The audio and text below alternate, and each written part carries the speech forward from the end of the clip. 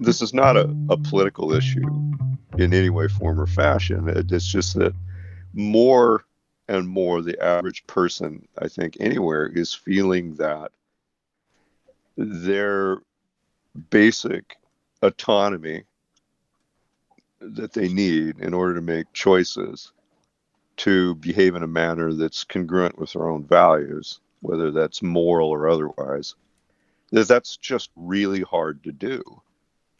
And that there are consequences to beliefs, right? You can be literally charged with thought crimes in a lot of places in the world. Mm. And while you don't hear a tremendous number of people talking about that, the reason they don't talk about it is because it's a thought crime to talk about it. Like Adrian works in education, and I'll tell you what, um, educators and administrators are terrified of having students discuss certain issues Oh because yeah, there's a real chance that they could lose complete funding, right, for massive programs, right? sure. I know exactly what you mean, man. Stephanie's in the same boat. She Yeah, works in a school where all of the mandates, the top mandates from the governments that fund the majority of the schools and have the power to close them down and whatever, the top mandate is to include everyone and to yep, tolerate everything and yep, not to just implement a simple solution that would ratify the problem and potentially solve it 100% or at least 80%. Like you're not allowed to sure, do it. Common sense nope, can't prevail. She recently had some problem kid be violent in the classroom, scream at the teacher and the children, and yep, the kid was like acting very aggressive. I won't say what nationality it was, but people can probably guess. sure, And the teacher just couldn't control it. The students were scared, and the kid was getting hysterical and yep, becoming very primitive. And yeah, she basically said, "Look, we're getting the kids out of the class. Like, can all the children except for you stay in the class?" And the kid grabbed one kid by the neck and held him hostage. sure, And wouldn't let because the kid panicked, and then was like choking him. They had to call the police in. It happened twice yeah, in the week, and yeah, then the police comes in next week, and they have a chat to the whole school about dealing with bullies.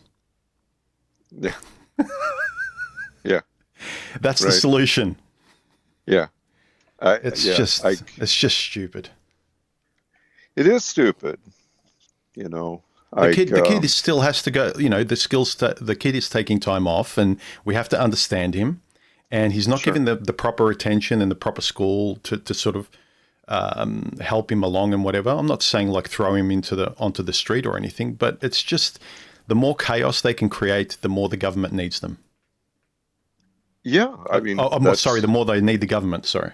Yeah. sure, sure, well, that's an element, like, that's, that you get into that, I mean, again, I have a tendency to be, I wouldn't say apolitical, but like very old school um, in my political thinking, right?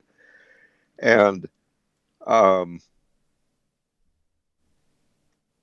there's in old school political thinking, there's just so much tremendous distrust for hierarchical authority, right? Because there is always the concern that that hierarchical authority tends towards corruption and goes south. It's like it's as basic a question as if, say, somebody's picking on you, are you better served by finding a bigger bully that you can pay to protect you from the guy that's picking on you? And even just from an energetic point of view, if you got to pay a bigger thug your own resources to protect yourself from a smaller thug, like, it doesn't take a lot of calculus to see that there is no end to that. Mm. And you still have to trust somehow or another that the bigger thug won't just decide to pick on both of you. Yeah. Yeah, human And nature so like always it's comes into the never a winning proposition. no. No, and it again, that matters not at all whether you would identify or how you would identify your political leanings. It's just that power is dangerous, right? And Yeah, even it's in it terms it of really, human unless you nature. have individual sovereignty, unless you're able to protect yourself, you're in real trouble. Anything else is worse. Well, even just in terms of basic human nature, I have these conversations over and over again with friends and Stephanie and various other people where, you think of, oh, well, if they had this solution, the human race would be kumbaya and we'd all get along in this perfect utopia. But then it's like, unfortunately, you have to regard human nature. A lot Sure. of people are, like you described, they'll get a bully, they'll just get another bully to protect themselves. They don't really have moral principles, or they're not able to divert gratification, let alone defer the ability or recognize what's an actual threat and what is them acting like a 3-year-old that's just scared for no reason. You Yes. give, how many people will return a wallet if they found it with $100 on a park bench? Most Sure. people, and they've done it with psychological tests. You know this, Yep. where was it what's it, Guantanamo Bay, when they treated the prisoners badly. I think it was 8 or 12 prison guards unilaterally just abused the prisoner, and you could Sure. say it was 1 or 2 psychotic bad apples that happened to come together, and that's like a fluke. But to get Mm. 8 to 12, it's just group mentality. We all act like animals. When our survival instinct gets pricked, we all unfortunately tend to act in certain ways, and it's only beholden to the rare individual who's present and able to say, "No, I don't agree with that. I'm feeling myself getting out of control, even if it is in a euphoric way. I'm not going to do this. I recognize what's happening. I'm zooming out and I'm seeing the bigger picture. I don't want to be here. Even though Sure. I'm getting flooded with feel good hormones in an embarrassing way. I know Sure. enough to be civil and step back from this. Most people in those survival instincts, those primal tribal sort of groups and stuff, they just go along with everybody. And I see it Yes. time and time again. Yes. Well, I mean, that's, I mean, on the psychological, that's the Ames conformity tests, right? Oh, I I, don't know the I name to it. Yeah. well, the Ames conformity test is one of the most chilling as far as I'm concerned. So, like the way that this works is that they would have people, and ostensibly the test was about visual acuity. So let's imagine that you go into a room with 10 other subjects. That was the size of the test samples. You don't know this, but all of the other test samples in the room are actors posing as other test subjects. And they literally show you 3 lines on a screen and they ask you to identify the shortest one. Okay, so like this is really simple. The shortest line out of 3 lines drawn on a screen, right, is Mm-hmm. the shortest line, one, two, or three. Yeah. And the other people say they make nonsense answers. And they They bully you they choose wrong into things, yeah. obviously. Okay, Yeah. and you can see the person whose turn is coming up, and they're just panicked, right? They're like, how, that you can see that they're like, how the heck is everybody else choosing a long line when it's clearly so, like they automatically short second guess themselves, right? Mm-hmm. And by statistics, okay, it's about 80% of the people who will refuse to identify a short line if the rest of the people say something else. 80%. Yeah. Now that's Yeah. terrifying. Okay, so, but it's even weirder than that. Okay, only about 15% of the population will go against the herd call and just say, well, this is obviously the short line, right? But there's also a group of people that deliberately choose wrong lines. because they want to Right? stay safe. Yeah. And I think a lot of them listen to men's health videos. But like there, no, there's a group that's about 4% that is deliberately contrary, always, which That is doesn't which is surprise me. Yep. interesting. Yeah. Yeah. No matter what it is, they're going to choose otherwise just to be combative. Yeah. I've had a few ex-girlfriends like that. We encounter them, you know. But I But mean, yeah, like I've what? seen psychological tests as well. The one where uh, there's Brave New World where they do the same thing. You know, what is 1+1 or what is 2+2 comrade, and the Yeah, person exactly. just beats them down until they say 5 and they Yeah, agree. And then yeah, there's also the one where it's related to that but more elegant, where the guy is in a room, and in the other room a person's being tortured and he has to increase the volume, and he just listens to yes, orders, and it's kind of connected to, well, when the group or your survival, which, you know, humans being group animals, when sure, survival's at stake, you just go along with whatever the group says when it comes down to survival. yeah, Otherwise, you're at risk. And so, if your authority says keep turning up the pain threshold and shock the person in the other room, you know, your civilized nature comes in at the start, but after a while, it kind of gets worn down very, very quickly. People don't realize how the civilized part of our brain, the conscious part, if you don't really pay attention to it, read and have better conversations, and stay aware of who you are in life, it's kind of the tip of the iceberg. The primitive part of you is like the bottom part of the iceberg under the water. It's been around for a sure. very, very long time. And all it takes Yes, is scraping the top a bit, and you completely operate from the submerged part. that's absolutely true. But Yeah, so I mean, what I really see is maybe not an informed awareness of this phenomenon, but in a lot of people, and again, you know, across a lot of groups that you wouldn't necessarily think are, oh, necessarily peers, right? A mhm. real, and I would say that I do too, a real sense of, um, oh, you know, fear may be too strong of a word, but certainly a concern that it would be very easy to be boxed into circumstances where you would be asked something to do, asked something of you, or demanded of you, or something, and you would not find yourself with enough autonomy to say no to it. Oh, you see it now. The people that were Yeah, alive pre-internet can see that very sh- clearly. And sure. the people that now, the last couple of generations, who now drive cars and are into their 30s, they can't not just see it, but feel it, you Yeah, know, and experience it through their thoughts, because we have a history of it. They can't actually, yes, they can nod at what we say because it makes mathematical sense, but they haven't felt the reality of, you know, when something doesn't make sense, we protest, we talk to another person face to face, we gather in numbers and push the government back. Everyone's living online. So your reality is whatever your little sliver of entertainment that you're being fed every week tells you it is.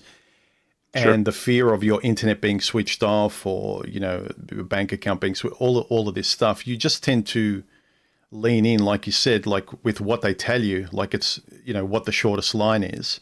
And people Yeah, will just say, yeah, yeah, okay, yeah, I'll just say whatever you want me to say. Just give me my internet and my video games, and whatever my entertainment is, throw me a few bucks in my bank account, and let me get on with my life. Have I paid my dues? Fine. It's like paying a gas bill.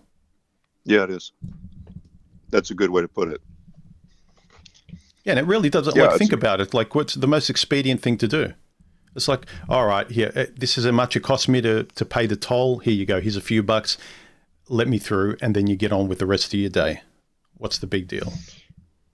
yeah, and I think um, that's a difficult that's a difficult thing to overcome, but it's certainly not a virtue. It's a tendency that is natural in a mind that isn't particularly developed, because as one becomes more connected with reality, the bonds between your lizard brain and your higher consciousness become more unified rather than desperate, Mm. right? So that an intellectual abstraction, like if I continue in this behavior, my life will be a disaster, will arouse your lizard brain as much as getting bit by a tiger, right? Mm. You see what I mean? But without that maturity, intellectual abstractions are pure diversions, Yeah. right? I mean, it's important to always remember that from a biologic point of view, the point of intellect is not to discover the secrets of the universe, it's to save energy. Yeah. Yeah. To feel Yeah. safe and to sort of make 1 + 1 = 2 as quickly as possible so you can move forward in life. To choose the simplest route. Yes. Yes. Yes, What's the precisely answer? that. I'm at the Yeah. fork in the road. Which is the right path to take? Yeah. So, Yeah. unless one has faculties where you can actually understand in real time that your consequences will have actions that um, will make your life a lot worse. You can't expect people to act. What you'll find is tremendous amounts of talking and posturing and discussing the issue. But the point of the posturing and discussing the issue is to just simply provide a palliative for a certain kind of disassociated anxiety. You feel at some level like you might ought to be thinking about your future, and you talk endlessly about it. But unless it actually gets to the point where it forces your lizard brain to say, we got to get up off our butt and make Mm. real changes in our life, like, like this is Yes. important stuff, right? Yeah, but that's exactly the problem. That's why it's so disassociated, I feel, or rather think, is because we're living in a world that's much, much more passive, online, devoid of any tactile way of living. So you hear it often. Oh, we need to open the discussion. We need this discussion open. We need to talk about this. The conversation is like enough conversation. Like there's not enough of saying, okay, we're going left or we're going right. That's it. There's not enough choice. There's not enough action. And it's Sure. just because it's online and you can control alt delete or control Z on everything, you can Sure. undo everything. And there's this whole digital undoing of yesterday. And as a consequence, people remain perpetual children. People never make a choice. Well, if I pick this woman, that means I don't pick the other 1,000 women I've got my eye on. It's like, well, it's not Sure. the point of No. experiencing something. Like choice is an experience. Like a multitude of choices that you never actually act upon isn't like the potential of those things isn't living life. Picking one No. of them is, but people think that that's like a real downgrade. Like, well, now I have to just pick one thing. That means I have to exclude the world. And when I've got the world at my fingertips online, I don't want to throw away the world just for one, even if it's like a tactile experience. It's nothing compared to sort of the digital smorgasbord of, lights and magic and stuff and fantasy. Yeah. Yeah. I mean, that is an issue that has always baffled me. Um, I think just by nature and certainly not by virtue, I've just always had a natural tendency to be kind of connected. Um, I mean, to me, I have an uh, intellectual bent, let's say, but I don't haven't ever felt that there was a point of intellectual anything that wasn't actionable. Like that just isn't interesting to me. And certainly the lifestyle that I found myself in of this boating business, Mm. it's a very high consequence lifestyle. Then you are always um, flexing or reinforcing the connection between higher order and lower order functions, right? Yep. Yeah, I mean it's that is reinforced perpetually, right? So over time that just becomes stronger. So like that gets easier. But I, still I have really struggled, um, either watching, situations that I saw, when I used to work with abused children back in the day, the disconnect in people who would obviously, for example, know that, say they had a son or a daughter that was being abused by an uncle, and just allowed it. Yep. It just would stand passively by. Like the Catholic Church or any of these major, well, I mean, the Catholic Church being one, now that they're up to almost $2 billion worth of child abuse settlements, like that it's institutionalized, right?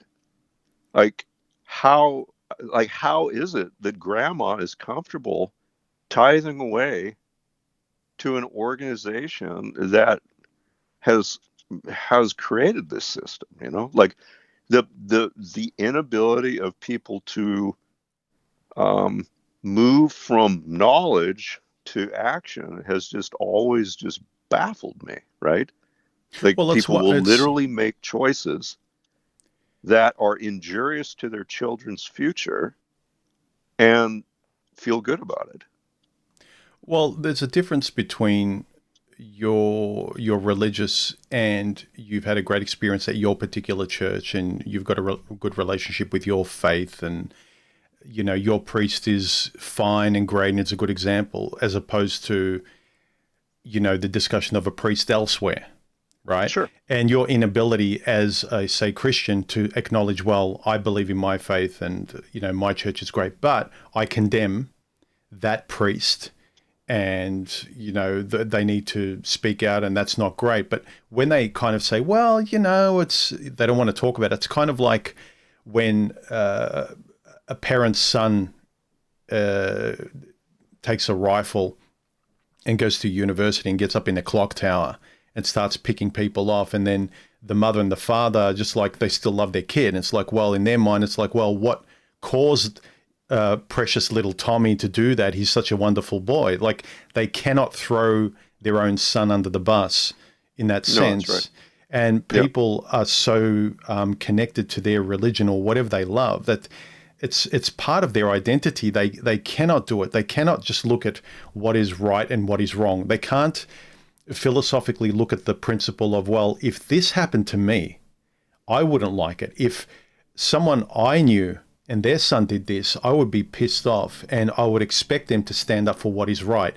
You can feel sad and embarrassed and still care about your son to a degree or whatever, but you have to acknowledge reality. You can't just say that, smooth over spray paint a turd red. It's a turd. You Yeah. need to acknowledge what it is. Yeah. But I mean, Otherwise, you're buddying up to it. Otherwise, you're saying, it's okay. Yeah, this goes on and I'm fine with it. Like, you have to say, no, I may like this aspect. I like the religious aspect. I've grown up with it and it served me well, but I absolutely deplore this behavior. yeah, You have to say that if you believe in anything.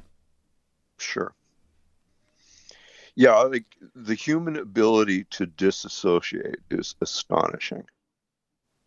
I My dad told a horrible story, and I think I told you this once too in one of our discussions. But anyway, he, for people that don't know my dad, I mean, he was a undertaker, right? You know that, but, Yep. um, he was called out to a house where there had been a report of somebody dying, and so he goes out there. I mean, he's the county coroner, small community, and all this stuff, and he comes to the house, knocks on the door, and there's a woman sitting on the couch, there, and she's got three kids, and they're watching cartoons and eating popcorn.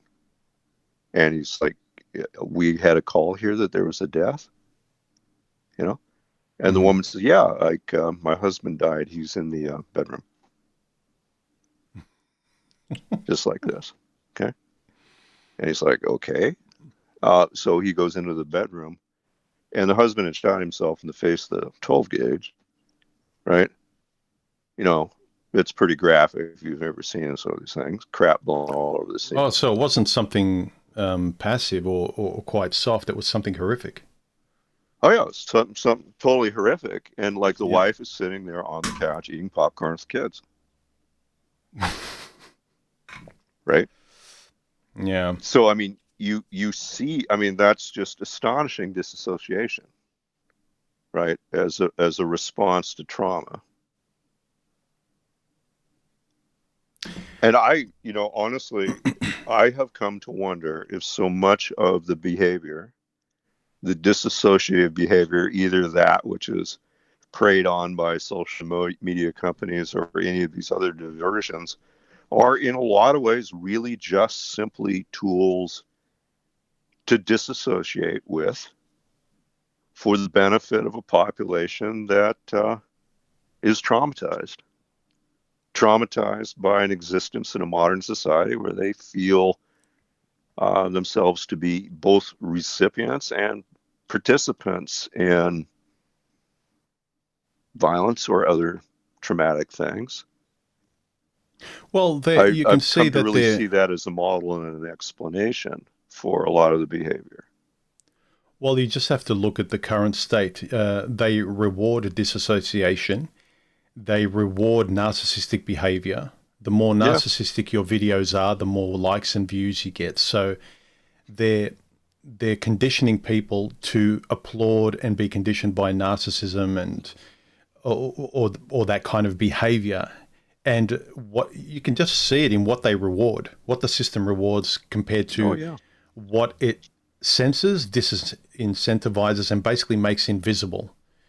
yeah, So from the printed press and books to the kind of material we watch, the kind of creative, whether it's music, poetry, or anything that's created, it's all, there's just so much angst, fear, and like you just look on Netflix, the most popular thing is like killers and oh psychopaths and yeah, things like that. Everyone's got this fervent sort of giddy love of them without actually realizing what. Like for myself, I find them interesting insofar as they display an ability to be fearless and courageous. But beyond that, I don't find any redeemable qualities of psychopaths. And like, I find them interesting, like looking at a lab rat. But these people feel enamored with them. Like they're the hybristophilia of like a lot of women that are attracted to these things. Like they're the biggest yeah, watchers of these Netflix series, and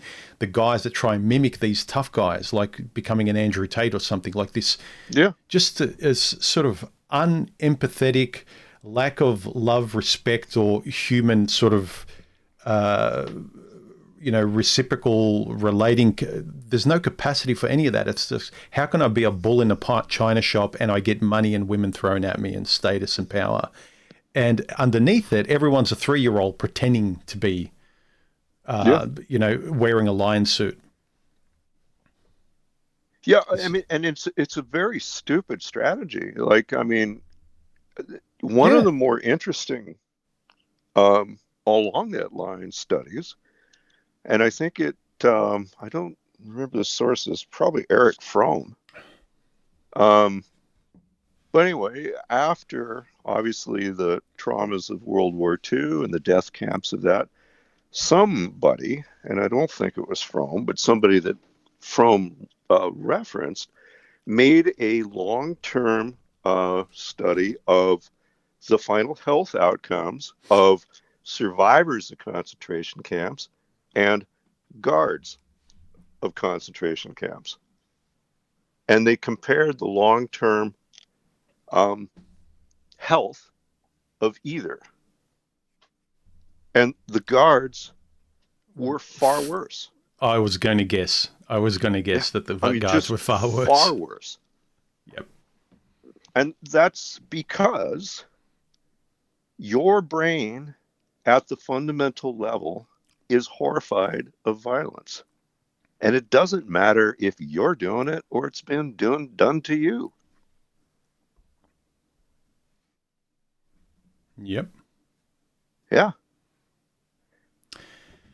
So, like, an intelligent person stays away from that as much as you're able. Like, I mean, obviously, life in the baboon troop can be rough, but the consequences of aggression, hostility, and the rest are, I mean, there's consequences, and they're real, physical. We're not talking about karma. They will literally destroy you from the inside out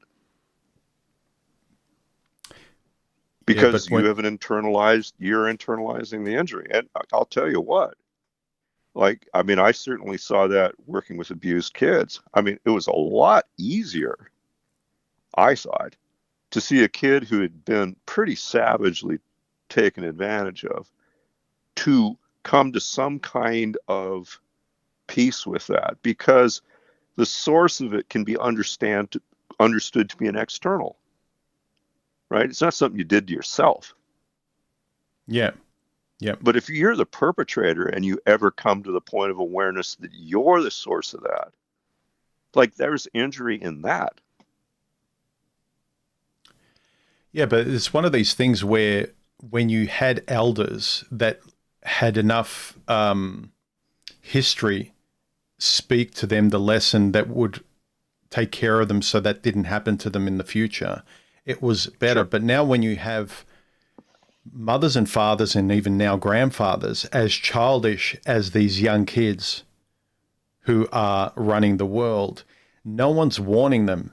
Like everyone wants to be young, naive, and live forever and just get as much fun as they can. And who has more fun than a child? And so Sure. no one's saying, okay, enough play. Let's also build sort of let's stand up straight, let's be adults, let's go on to the next stage of life, let's teach the people before. No, everyone just wants to swim in this pool of youthfulness, from people our age to people who are 12 to 15 or something. We all want to be as one, this diverse melting pot of people who can just sort of create together, be together. It's just so amorphous that there's no kind of useful hierarchy to teach people before us. So these kids don't have to have their brains and psyches destroyed to the point where they just see some sunlight later on when they get to be our age and they've gone through so many traumas and therapy, and then finally one light bulb gets switched on. Whereas for you and I, that light bulb would have been switched on multiple times when we were like 5 and 8 and whatever, by a grandfather, a father, even your mother, and people in the community that wanted to be more civilized and responsible. Now anything goes. The ends always justify the means if you get rewarded in a financial way, in some sort of status or money way. You see it online now. Every video is how to make money, how to Yeah. survive this apocalypse that's coming up, and how I went from 0 subs to 1,000 subs on YouTube, and now I'm making 100. Everything's like money, status, power, run, run, run. Don't be left behind. Don't perish. Don't perish. There's no take a breath, have a look around you, and don't run so fast in the wrong direction that you can never come back. Because that's what happens with these people that realize how they were acting their whole lives. It's too late. You've run too Yeah. far, and your brain can't go back, because part of you learning lesson, you're attached to time as well. The best time to sort of resolve something is closer to the event.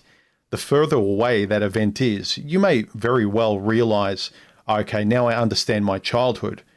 But if you understand it at my age, there comes a lot, you go through a lot of dark nights and failed relationships and fucking up your life, decades of it. And you may have reached it, but it would have been better to reach this a lot earlier.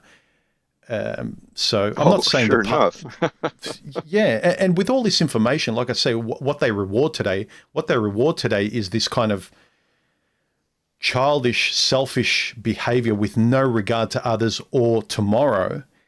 Then you just try and recycle your momentary impulses now, into the future, every day you just recycle your impulses, and you don't learn to defer gratification. You don't learn to think of the other person. And it's just very baffling. And I want little part of that kind of conversation. Like online, the last couple of years as my own channel evolved, I just can't stomach talking to people that are so not sitting in a chair of ideology, but welded to it. Just Yeah. they're chained to it, and they love it. They kind of love this safe little prison where they're given their 3 meals a day. It's But you can't make someone curious, Quaz. Like, how do I No, no. make them love what I love? I can't. And that's selfish of me to make someone love what I love. I see that. But at the same time, I can't offer them any help. No, and I think, over the years that you and I have talked, I've always kind of argued the point that I've never made any attempt to do anything but reach a certain group of people that were capable of having these kinds of conversations. Like I just that 80% that literally can't tell what length of a line is. Yeah, yeah, I'm completely content with just casting them to the breeze. yeah, And I mean that's a terrible thing, of course. But the thing is too that individuals who are interested in something other than just raw stimulation, right? mm-hmm. Um, those are the people you want to have as your peers. Yep, And to me, even though that's a lot, those kinds of individuals are more rare. Like they're immensely more valuable. So like the time that I mean, the reward that you get out for finding the needle in the haystack, you don't need the whole pile of hay. yeah, that's true. Like, look, I've said to you, there's these little lessons and little things you've said in the time we've known each other, and I've told you that I've come to the point where I've realized some of the things you said, like, I'm completely on your side now. I see exactly what you mean. Whereas a couple of years ago, I was like, yeah, I get you. I'm 75% there, but I've got a bit of reservation. Like, I need to sort of empirically make sense of it, or I don't buy it 100% Quas. Sure. But now, just in terms of my channel, I have intentionally, the last couple of years, refrained from making the kind of content that would grow my channel. I know what I had Yeah. to do, but I Sure. just refused to do it because Yeah. and you would be the same, but in my position, there was this, I had a relatively large channel for a Manosphere channel at the time, and it continued to grow. But at the time when I just started to do things like show my face and get out and walk on the beach and things like that, everyone was saying, oh no, you can't do that. What's human doing? Yeah. And it's like, no, this feels right. This feels completely like the reason I want to make videos for, to say Yeah. things that matter to me in the way in which they matter.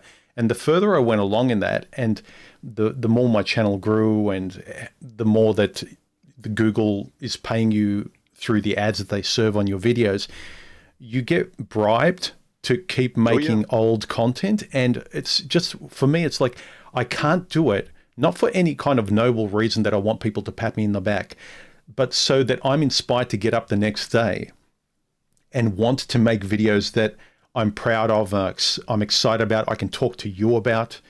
If I was Sure. just making the same videos, I couldn't pretend to have the interested vernacular that we have and we throw at each other in the books that we read. I couldn't stomach For it. sure. I'd be talking like an AI robot and saying, yes, Quaz, women today are this, and 15% of women. It would just be so bland, and there would be no fire behind it. There would be no Yeah. life and color. And the best times in my life is when I can find that fire and color, because it matters to me and it makes sense. And it's not that I get a couple extra bucks for what I think or what I'm showing or what I'm creating. It's because I'm proud of it and I feel a sense of self-esteem through what I'm doing, not from money, but from everything apart from money, from the quality of conversations and friends I have. And so now I've made a concerted effort now to always keep at the front of my mind that the audience I want to have are the friends I want to have conversations with. I don't care about getting followers. I don't care if the videos that start evolving now, I start making more esoteric things and showing people parts of my life that I'm actually interested in, my art or whatever. I don't care if people don't like it, because I have to do and show and have the conversations of what matters to my life now and leaning into the future. I can't keep recycling my past when when I knew X, Y, and Z, and now I have no interest in X, Y, and Z, or I've solved X, Y, and Z. I can't Sure. pretend to be in that same car. And Well, not only that, I would bet you if there was a way to know this, because I mean, certainly, I mean, you get less traffic than you used to. mm, oh yeah, But I would bet you that the impact that you're actually making in um, people's lives and the mentorship that you offer now is greater than it was then in real numbers, because you're reaching an audience that's reachable. yeah. I mean, it's very easy to make, fast food, fast thinking garbage for a lot of people, but it provides no nourishment to them. Right. Well, But if it's your intent is to buy something of some kind of quality, something that people can actually take away, it's only a small segment of the population. Let's just go follow Ames on this, 15%, right? Roughly mhm. 1 in 10, right? That's even interested. So, like, if you're targeting that, I mean, you're actually doing a lot more good in the world, if that's part of it, by reaching that group. Because, like, the fact is, the rest of the people are not reachable, Well, it's even or at least more. that's how I would see it. Well, it's even more elegant or precise than that. It's that I know in the past, whatever videos I was making, I can look back on them now. I'm not embarrassed by them, No, because when I was making them, they meant something to me. They were honest. But I sure, can't make videos anymore. And I've said this to people, there's no video I can point to that I'm completely embarrassed about, but I can tell you I don't agree with it 100% anymore, or I'd phrase it differently, or I'd have a bit more equilibrium about the subject than I used to. yeah, But I know that at the time I meant what I said, and I want to yeah, continue to mean what I say. And so I know that just by doing that and having open conversations instead of debates, like listening and speaking and listening and being curious, that's one factor. I was very curious before, and through that curiosity, you have better conversations. You're not putting walls up. You're really trying to find the answers, because, back then I was desperate to find answers with my fucked up relationships and what was going on. Is it me? Am I terrible at things? Is it yeah, women? Is it like a combination? Like I didn't care about the theory as much as I went on. It's just like, this is all well and nice, but I know this back to front. What can I do? I want to fix this in my life. If it's not practical and ethical, then I don't really care about recycling. I don't care about opening my favorite book and reading it to my audience all the time. I want to have this conversation in real time going forward, where I'm getting better and other people are as well. And so that's what I want to do now. So I would say my audience is more like a few thousand genuine peers, as you said, or fans, not hmm the nearly 100,000 that I've got. I think a lot of them, I think 90% are holding on from before, or 80% are just curious. sure, They're not really into the message, but I would say I've got maybe somewhere between 3 to 5% that really like what I do. yeah, yeah. Well, I think it's great personally. Yeah. And look, I feel better. Like I really don't enjoy making videos or anything creative if I'm not describing or creating something that's meaningful to me. Well, of course, you can't do it well. Yeah. And I Yeah, feel, so and the guys I see doing it online that have been doing the same thing for the last, 10, 20 years or whatever, right. they they don't look calm and they don't look very happy. And I know that some people might say that, well, they're fighting the good fight. We're not into any of this, soft pillow, la la happiness thing. the world is burning and we need to fight and this is a war and it's a war against blah de blah. And it's like, not me. Like, your perception has a lot to do with it as well. I'm not gonna discount if there's imminent danger, but I'm not gonna create danger when there's none and just waste my life in being anxious and trying to avoid dragons when none of them exist. Well, besides the fact that it's just talk. What do you mean a war? Yeah. Like, I don't see anybody out there really soldiering around doing anything. Like, it's not much of a war if it's limited to the actionability of complaining online, Yeah. right? Um, I mean, like, really, who cares? I don't see. Um, yeah, I mean, I don't see any application to it. So like, I toss it in there, just a bunch of whining mostly. Really, I mean, that kind of gets us back to the essential thing. Like, I really think for all people, again, it doesn't matter whether you're a manosphere type that thinks you're being hurt or whatever. I mean, pick a cause. I don't care. The essential thing I find is that people have lost the ability to constructively act on their convictions.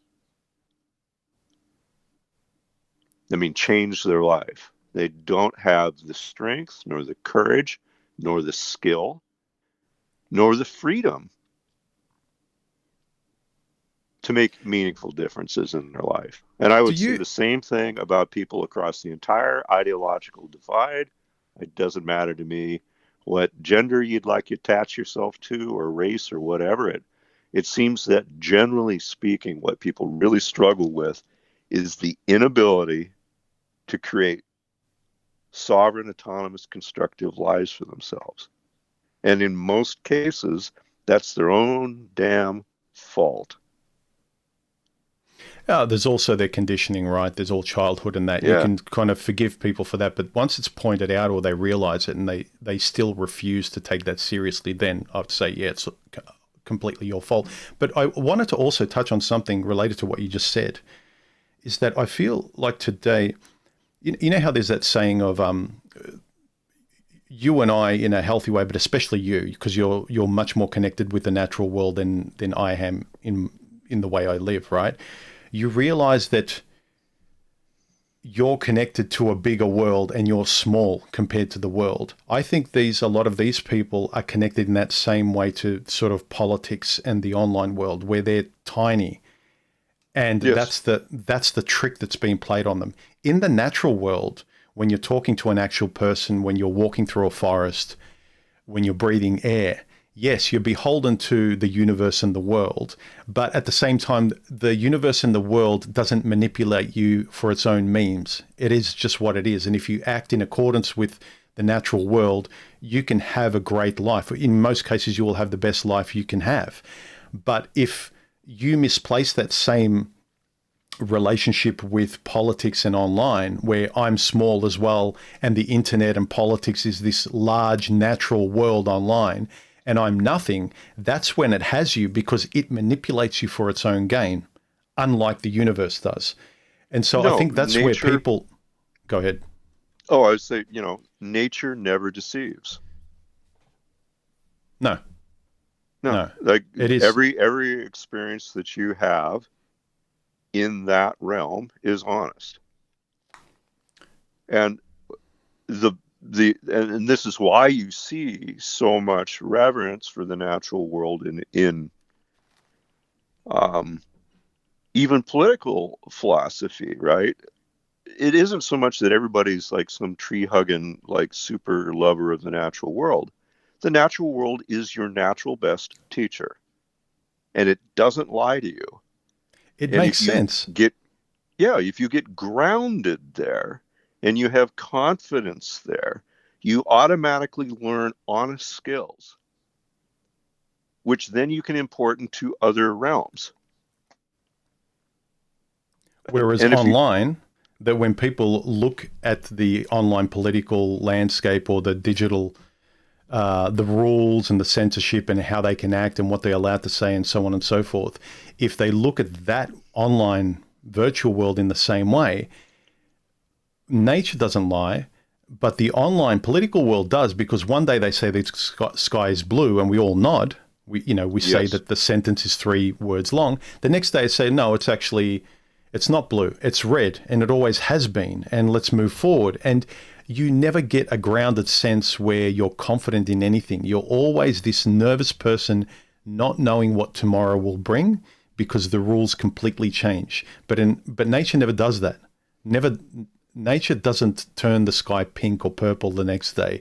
It doesn't No. turn the grass red, you know? No. No. No. And that's why, like thinkers from, perhaps Pythagoras forward just pounded that idea into people's head. It's like that you have to study the natural world and you have to study how it manifests itself in mathematics or geometry, all the rest of it. Like that was a religion. Mm. That was the way that you comprehended the mind of God, not through some book that somebody told you that they read. This was the direct path, right? Yeah, you've got to cooperate with the things outside of you just in the same way that those things cooperate with you. Absolutely. And There's there's no no, bullshit. yeah, and also they kind of say, well, there's no rhyme or reason with who gets cancer and who doesn't.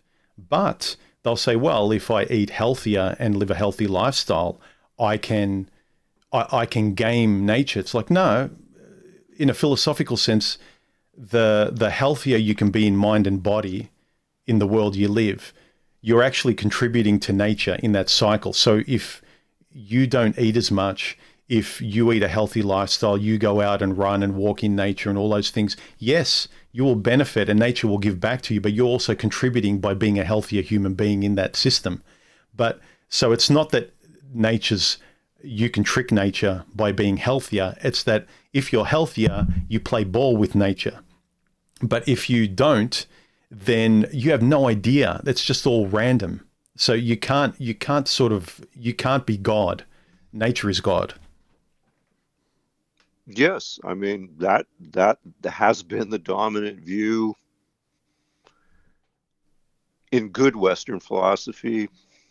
I mean, certainly there are other elements that were very contrary to that, but I think the best of it, like, I mean, unfortunately, when you start to move later from thinkers like, oh, say Pythagoras, right, and you move further into history where you have more abstraction and more influence of metaphysics and less actual visceral connection with the real world.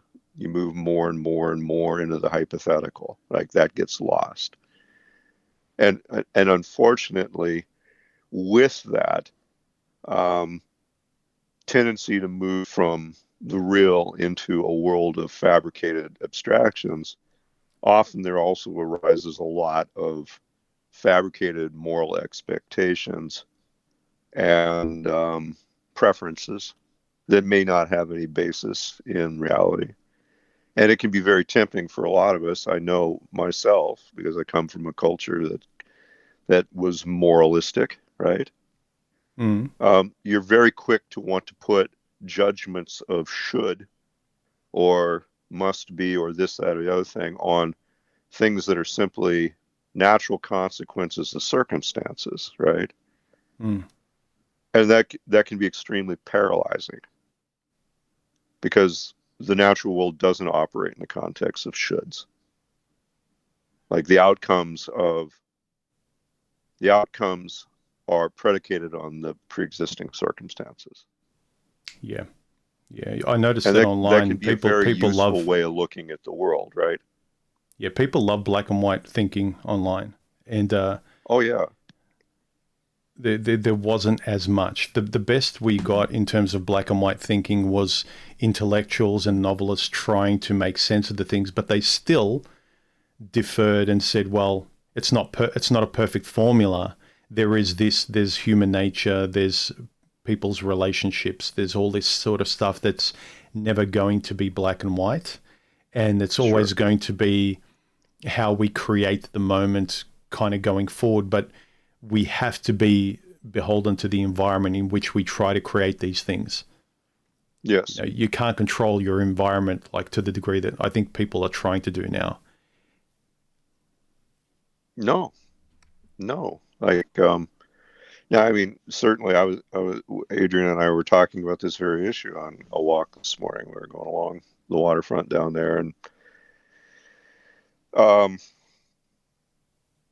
yeah, I mean, I think one of the philosophical texts that helped me most kind of counter that natural inclination to think in terms of shoulds was, like a long, long, deep study of the Taoist text, the I Ching, right?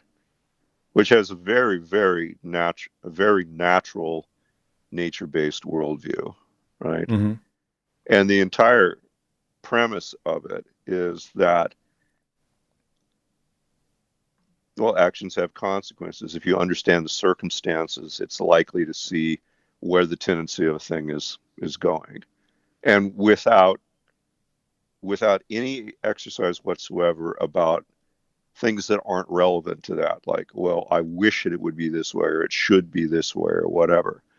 It's like, it's really just as basic and simple as, if you want to have pancakes for breakfast, you better have these things in your, in your larder, or it's not going to happen. Mm. Like, it's one of the things that has interested me, like that you see in the I Ching, of course, that draws heavily on the um, Taoist symbol, right? Um, like very often, um, inappropriate models are mixed into, say, yin yang dynamics, right? Okay, and very often in the West we project, male female elements on that sort of thing, and lots of other things that aren't appropriate. But the literal translation of that is heat seeks cold. Okay, it's literally thermodynamics. If you have a energy rich environment, it dissipates to places where there's low energy, Yeah. right? Well, I mean, that's as like fundamental. Um, that's about as fundamental an element of reality as you can base base a view on, right? Yeah. Understanding the nature of something, a pendulum wants to swing the other way. Sure. There's one thing, and there's some things in life that you can't balance perfectly, No. you know? Uh, and if you just, there's one thing, I think it's popular online with a lot of bravado where these guys will refer to Stoic philosophy about, you essentially control the things that are in your power and all the rest you accept and see them as they are. Focus on the things you can control, not the things you can't. And I think Right. they give lip service to that, but I don't think they really understand it. So when they see someone who looks like they're calm and confident, like that popular channel, the cowboy guy, the Wrangler, right? He Okay. he's obviously like he is that kind of person, and these young guys will sort of say, yeah, that's me, he's my brother, he's the father I never had. But you're hearing his words, but you can't just vicariously live through him. You can read Stoic philosophy, and just because you nod at them, if you don't apply them and try and become and embody and feel what they are by placing yourselves and experiencing those situations where you have to control what you can control and let go of and accept the things you can't, see reality in a very realistic way. If you don't do that, then it is just words. You're on the podium at a university giving your final lecture of your thesis, rather than going out into the world and actually seeing if your thesis matters. And no, I don't think many people do that. I mean, I'm not Yeah. saying I'm anything special, but I only feel alive insofar as I can have these conversations where we're turning things over at 360 degrees, and I'm talking about experiences that I have and haven't had in my life, and if they're not working, how can I get them to work? But these people, a lot of them, they don't care. Really great theory that gets likes and is applauded online without any kind of risk is fine. That's all they need. They can just live in Yeah. university their whole life, and that's fine. Yeah. Yeah. Yeah. It's just Yeah. this fundamental thing of trusting yourself and not the ideology. But I think, as I mentioned earlier, that there's so much incentive to just trust the ideology, do what the powers may be, become a billionaire YouTuber, don't risk anything. Why bother risking? Because you can't fail if you don't risk anything. Pick the safest route. But a lot of people are so prepared to do that at the expense of actually experiencing great things and Right. little victories in their lives that just selfishly themselves, like I'm sure you experience them a lot in your lifestyle, whether it's sailing on the seas or moments, docking or undocking, and moments with people and things in the environment, because you're not theorizing as much as you're living the theory. And we can Yeah. transcribe and write in our journal what happened, but we're not trying to make it happen as much if you're living it a lot of times and you're bumping into random consequences and things like that, and you're learning from it. And next time you don't step here, you step there. And there's one thing to journal and reflect on it, but if you're just sitting in a room and you're just vicariously living through you, me, and other people who are living life, it's a poor substitute for actually going out there and trying to get your little victories out in life. And I can't seem to Yeah. communicate that kind of really adventurous little risk taking, very recoverable risk taking. I try and communicate on my videos, and the majority of my audience is great, but you'll get these little stragglers coming in and they do these drive-by comments of, well, this can happen, and the stats say this can happen, and this is too dangerous, and the powers that be, this is the consequence, and we can't do this, and we can't, and I won't, and I can't, and it's like all these barriers they put in front of each of themselves, just not wanting to enjoy any part of their life. I find it kind of Yeah. baffling. You mentioned it a Well, few times where you said about the analogy of sailing. yeah. You wrote a beautiful one a while ago under one of my videos about the risks of storms and things like that. But given sensible risks, you prepare, you look at the charts and whatever. Why would you not go out there and sail and experience everything, being prepared, and the eventuality of that kind of catastrophe happening is so low that it's such a great price to pay, because it probably won't happen. And if it Yeah. does, I mean, it's a small risk you have to pay with a lot of preparedness. So why wouldn't you pay the risk? Yeah. I mean, it's one of those things that the reward is significant, the risk is low, and preparation goes a very long way of making what risk is inherent very manageable. So, Well, like, why not? Right? I mean, it's funny in my life of the people that I know that are fellow sailors who have died.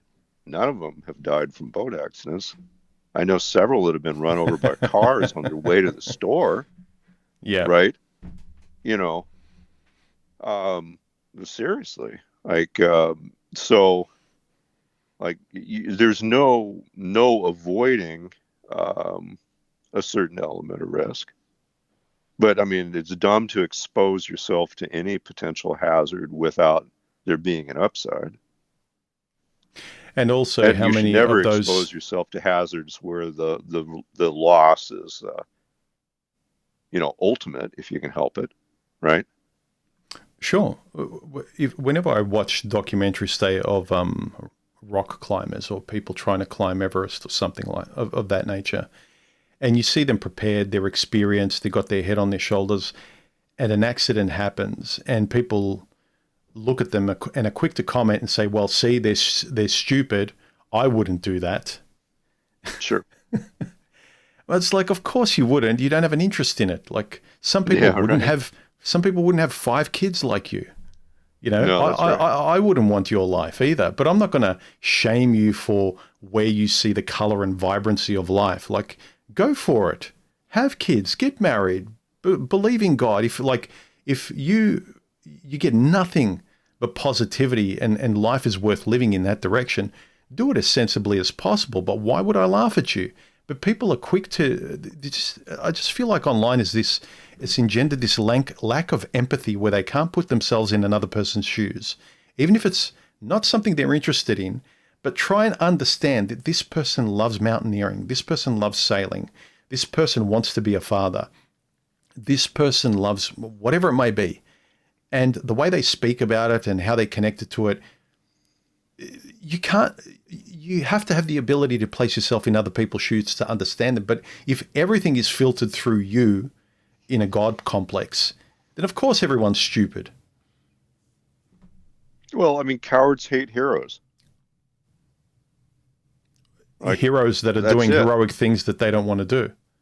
Yeah, well, I mean, that's it. So, like, I mean, you can't tolerate the idea that these other people have courage to do things that you wouldn't do, and they have the capacity to do things you couldn't do. So the only thing you can do is try to find reasons to justify that you shouldn't do it. Yeah. So then you peck around and look for somebody that falls off a motorcycle or something like that and say, hey, he's stupid. Mm. Well, I mean, I mean, it's pretty transparent, you know? Well, an obvious thing with when it comes to things with I can't even speak today. When it comes to things like logic and common sense, we don't have to be. I'm either for this or against it, but let's just have a logical discussion. If you think that mountaineering is stupid, you have no interest and it's risky, right? You Sure. have to acknowledge that it's not the same risk as someone who loves mountaineering, has been climbing for 20 or 30 years, has climbed Everest and this, that, and the third. Like, they've won medals and they know what they're doing. They prepare and everything. They're not complacent and they have a supreme interest. Like, you have to acknowledge that the risk for that person is very different from the risk for you. And Oh, you'll get yeah. these people online that say, no, it's the same risk. The risk is the same. The Right. chance and risk of going up that mountain is exactly the same for me. And that's what they think when it comes to relationships, marriage, whatever it might be. Yep. So that your Yep. preparedness, your mindset, your experience, how you think, how you approach, how you conduct yourself as a human being is no different to someone who's just like sleepwalking through life and doesn't give a shit. The consequences are exactly the same. And to me, I No, just don't know how you to see speak to that. them. Yeah. Well, I mean, people are unwilling to admit that their failures are due to very often personal choices and lack of ability, Hmm. Yeah. right? You know, I mean, Lack of it's as trying. stupid if I tried to go out and pick up a 500-pound barbell, which I couldn't do. And because I couldn't pick up a 500-pound barbell, I would declare that no one in the world could, right? And in spite of the fact that there are obviously guys that do. What's the deadlift record now? It's over 1,000 pounds, isn't it? Hmm. Yeah. I think. I mean, there's some big effing dudes out there, right? Hmm. And I mean, it's just silly to just not recognize that like that sort of thing makes sense. And if you're healthy, I mean, it's way more interesting to admire a guy that can pick up 1,000-pound barbell Mm. than it is to resent the fact that you can't. Yeah. And that's the thing that to me just signals that I've said this in a recent video where you can't say it's someone who's a millionaire who's had a few businesses and they're a millionaire now in their 10th business. You can't say, oops, he's rich.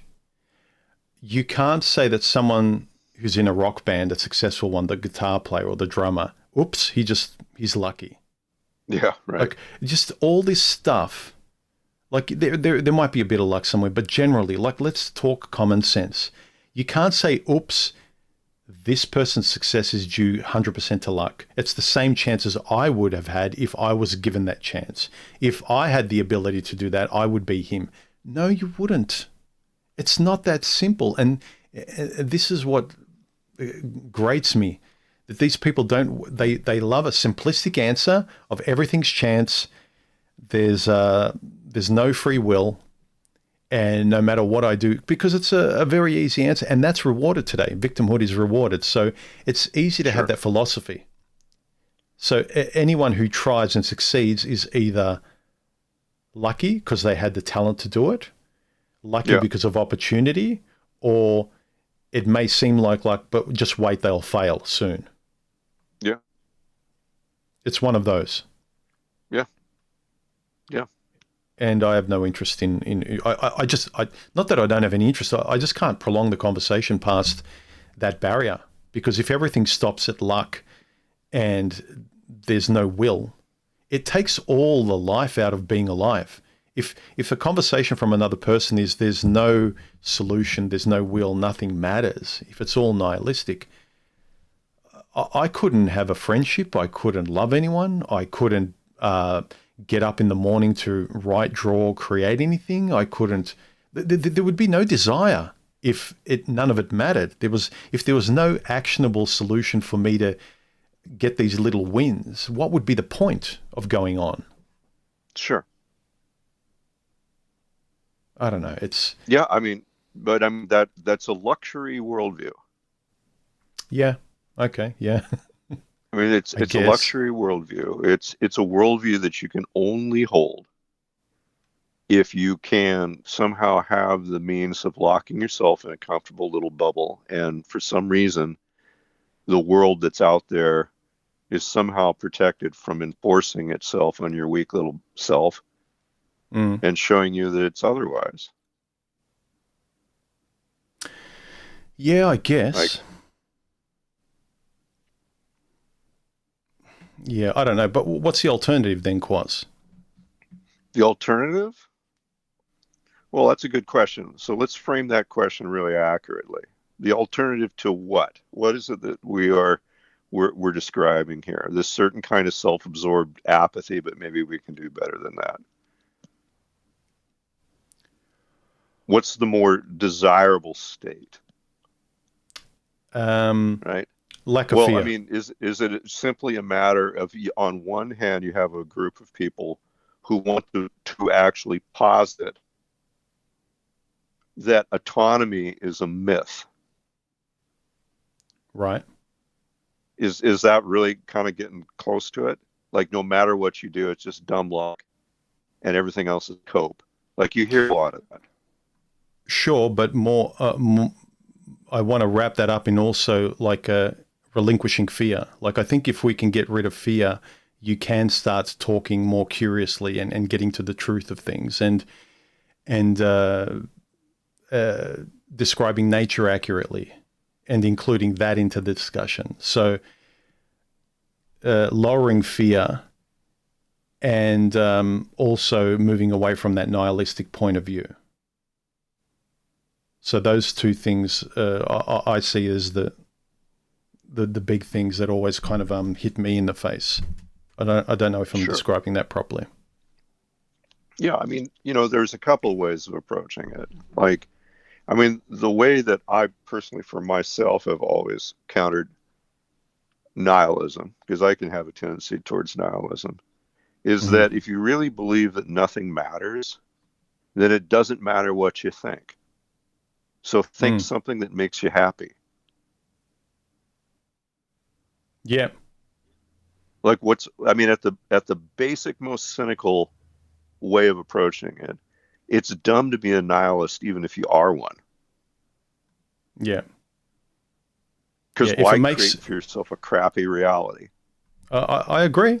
If it doesn't matter what you say or do, you might as well just pick the best option that will give you a peace of mind or make you believe in something that will make your mood better or make you sleep better. Sure. Um, And there's zero virtue in just wallowing in the despair of it. Because if it literally doesn't matter, then there's nothing better about thinking that you're somehow some strong realist. You're not. A real nihilist knows that all positions are equally as stupid, Yeah. right? There's no virtue in just being depressive. So if it Well, really comes down to the fact that it's just literally that pointless, at the very least, you should still act because it's more fun. yeah, but you have to have a life or willingness to engage in life in a way that you will be rewarded for that point of view, Quas, because the world online rewards you for the nihilistic view. Yeah, that's And true. at least if it didn't give you something positive and you could sort of say, well, why don't I be positive? Well, here's all the reasons. You won't have any friends. You won't get money from Google. You won't, you'll get downvotes. You'll be blocked. You'll be censored. You'll become invisible. But if you want to have some sort of social reality online and you want to survive and get a few shekels online where you can pay for electricity and survive, then believe in the church. So again, it's like anyone beholden to any sect or church. If you feel a genuine pull in another direction, there's initially, especially, I'd say, very, very little incentive aside from an innate kind of fire or pull, like it's like a esoteric pull inside you that something else is brighter in the distance. All of this noise, however entertaining, just doesn't satisfy anymore. And it's very hard to describe that unless you get that. Everyone's just going to defer to the masses and the entertainment online and being rewarded for nihilism. So you have to Sure. selfishly grab the little flame that no one else can understand. And that takes a bit of courage. Well, that's true. But again, I'm still going to come back and say that, 8 out of 10 people are not interested in solutions, Yes. right? They're choosing nihilism not because it's true. They're choosing it because they prefer it. Yes. Yep. Because if you were a real nihilist, you wouldn't be a nihilist.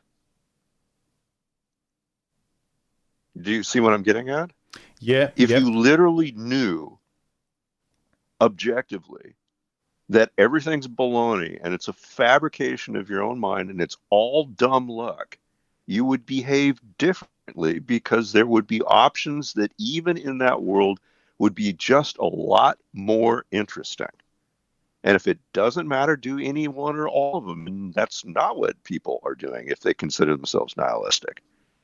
Yep. They're fighting for their That's nihilism. And also, they disregard people who aren't nihilists that ostensibly and objectively have great lives. They're getting sure, the rewards of not being a nihilist. You can see it with your own eyes. And sure.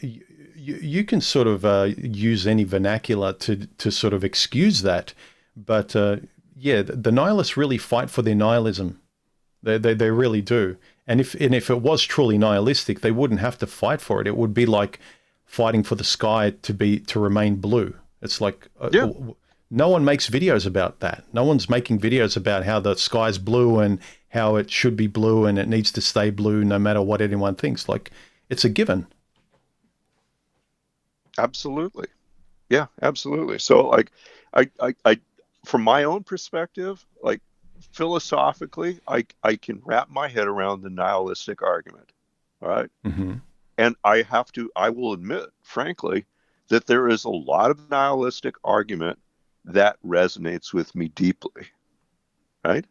Hmm. It is simply that if it's true, it doesn't matter. If you finally grokked that, you come out the other side of that abyss with a very empowered lifestyle. Hmm. That means you have, in a world without meaning, infinite personal sovereignty. Does it Yeah. not? Yeah. You should feel empowered. Yeah, precisely. Yeah, precisely. So And why not also, go out and experiment and fiddle around and do things and do this kind of stuff, even risky stuff? yeah. Like Well, why would you not? Well, let's look at the person in prison. If you believe the prison guard is there, like everyone wants to get out of prison, why wouldn't you fight? If you're being abused and no matter what you do, you're abused by the prison guard of nihilism, wouldn't you want to be somewhere else? Wouldn't you jump at the chance to escape with a couple of other prisoners? Or Yeah, would you just sure, say, no, this is my world? Like, you know that if you can be somewhere else, you would rather be somewhere else. sure, sure. And like, I mean, again, I mean, I can hear the nihilistic, little bros out there saying, Yeah. "Oh, but that's just cope, dude." It's like, Yeah. fine. What's wrong with cope? Fine. Yeah.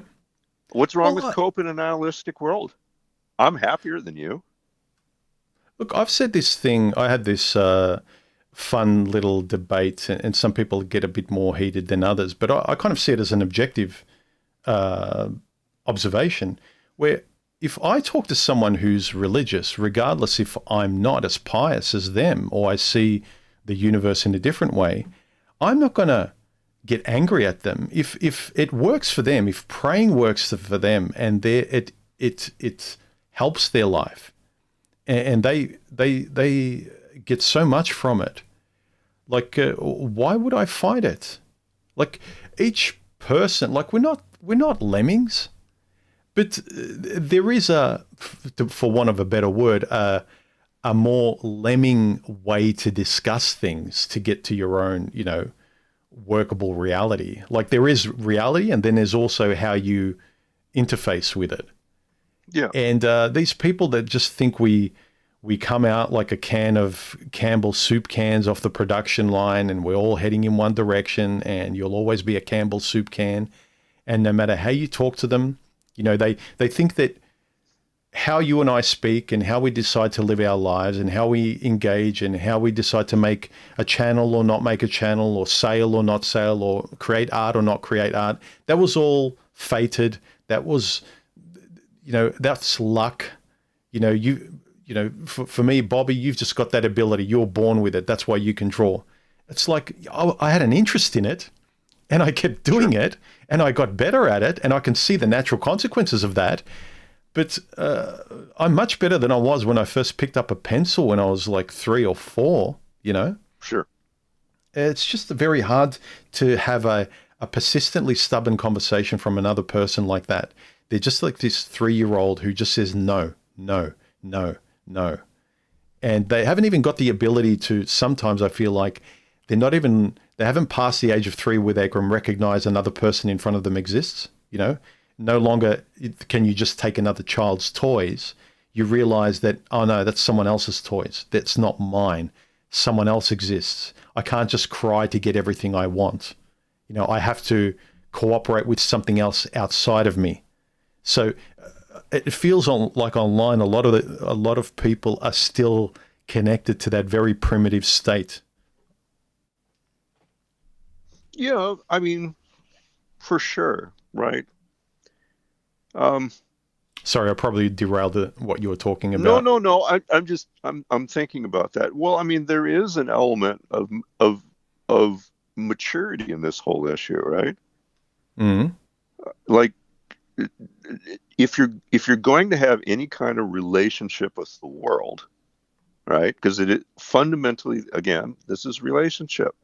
If you're going to Mm-hmm. have any relationship with the world, there has to be some kind of demarcation between that which you identify as self and that which you identify as other. That's not something a child does well, right? Mm-hmm. Yep.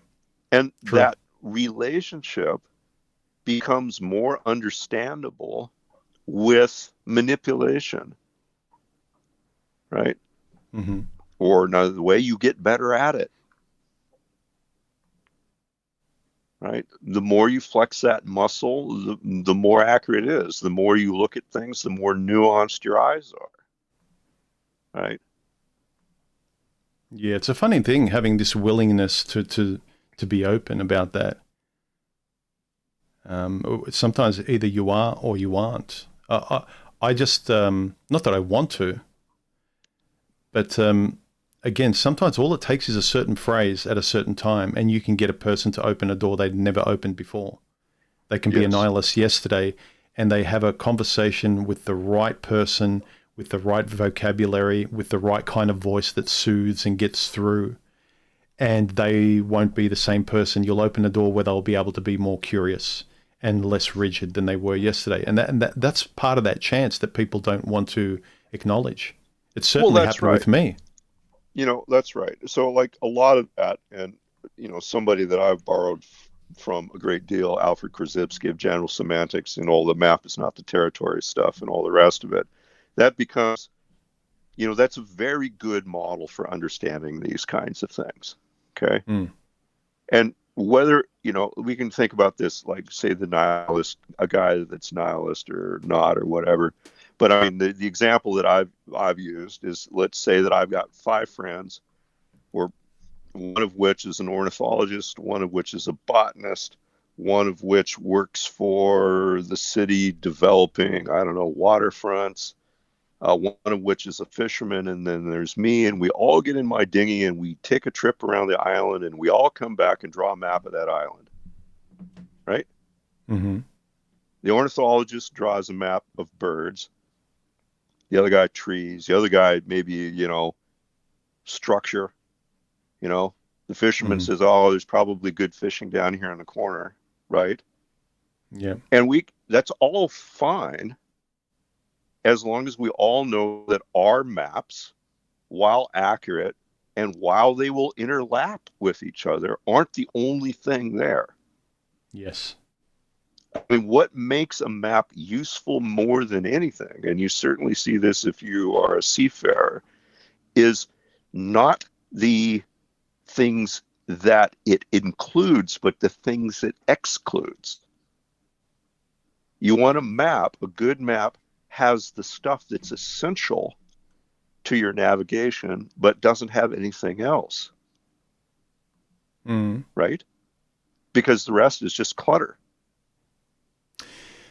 And that's Yeah. totally fine as long as you know where it is you're going and you understand that your map is a map and not the only map. So, Yes. yeah. I So, I can I mean, can to see to a to few use problems, again but nihilism as a map, that map may be completely true. yes. It might describe elements of reality that are completely valid, but they do not describe all reality. That nihilistic map necessarily leaves out other elements. And those other elements might be really, really very interesting.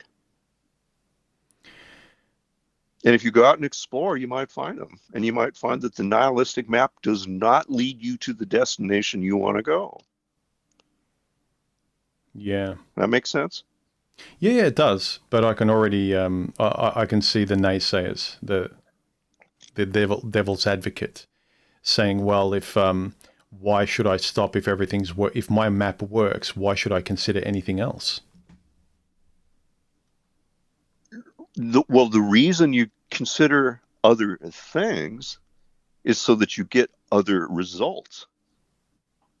Like if you are totally truly happy being a stick in the mud nihilist and you like the world the way that it is, which it doesn't seem that very many of them do, because it seems like you're perpetually complaining, right?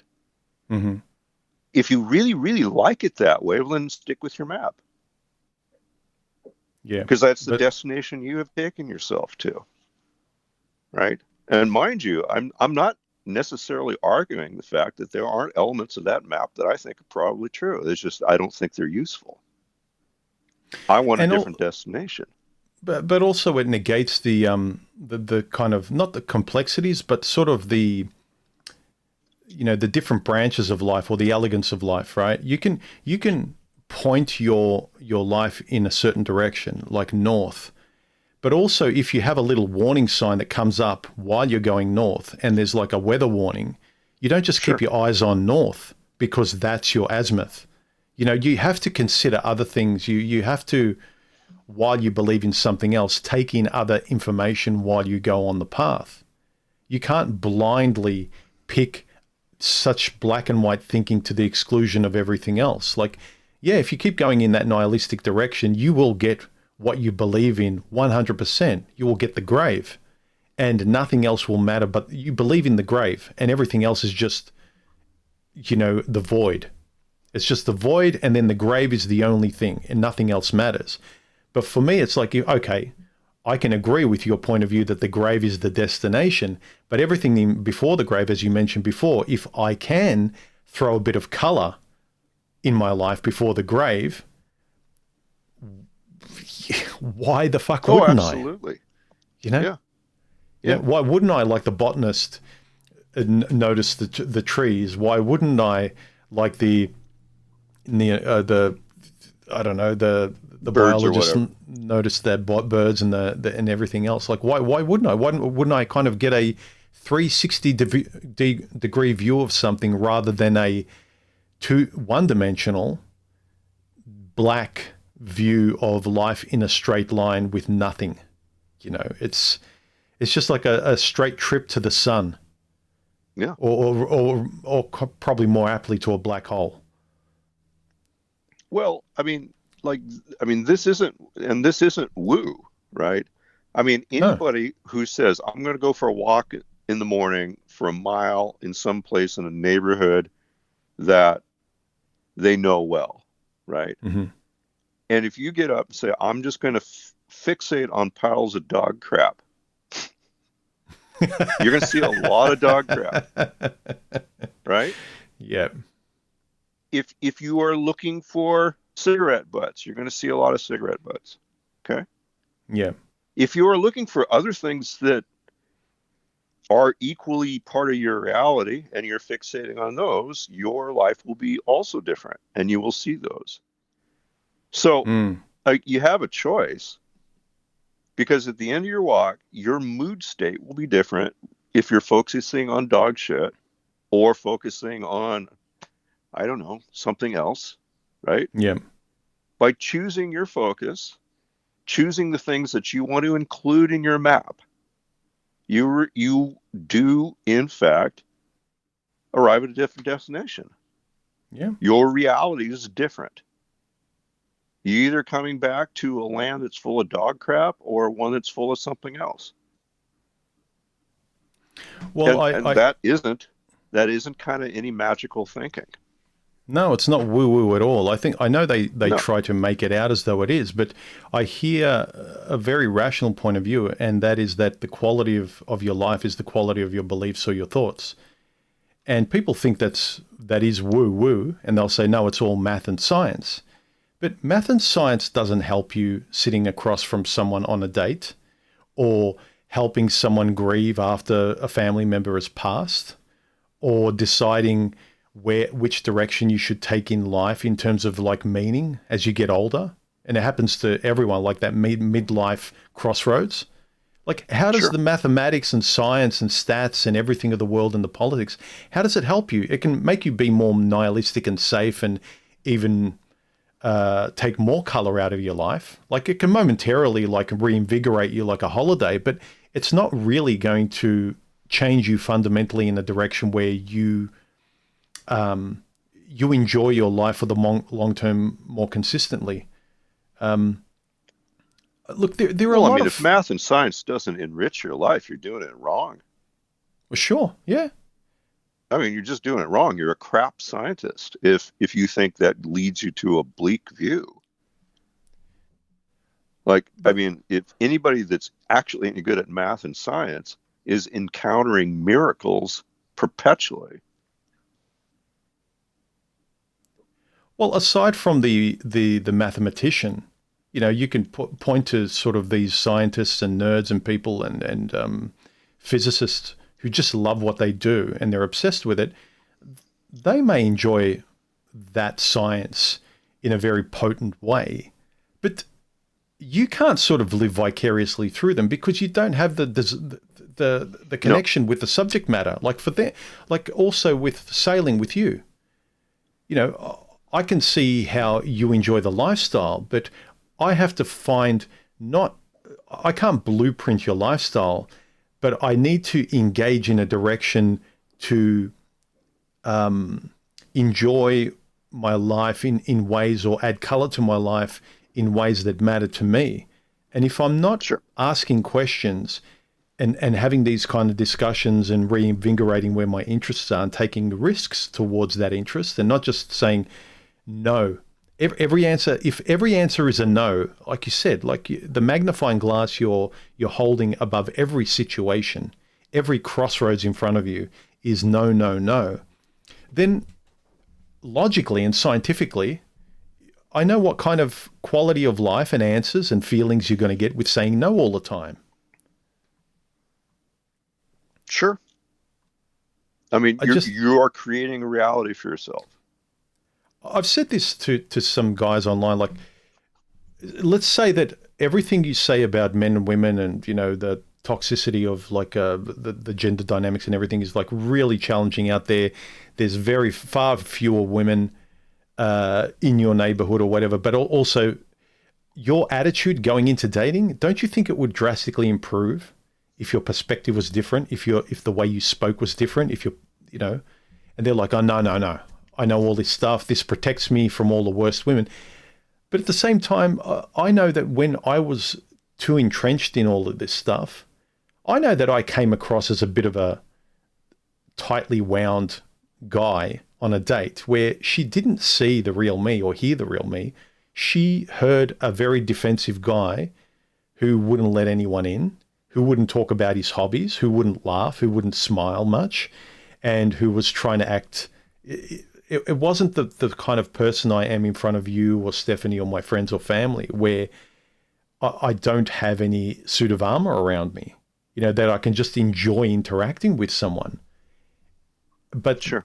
you know, these guys, they can't let go to see it that way. It's always the reflex is to be tough, to be protective, to be safe. Yeah. And my point of view is like, you don't have to protect yourself so much. Life is not that dangerous. It really is not. Like most of the fears that people have, including mine in the past, were just manufactured in my head. Like Yes. all of these, like I would say 99% of the fears, the things that make you nervous, that can't sleep, like none of it just matters. None of it matters. Like it Right. doesn't matter. What if she thinks this? Or what if I lose my job? Or what, like, yeah, and again, going back to nature, if that's what's going to happen, if me being genuine and being proud of who I am, the way I speak and how I present myself, and if people reject that, at least they're rejecting me. But if I have to Sure. put up all of this shit to perform in front of people, not to be rejected, how, you know, how much can I count on that? Yeah. Yeah. Yeah.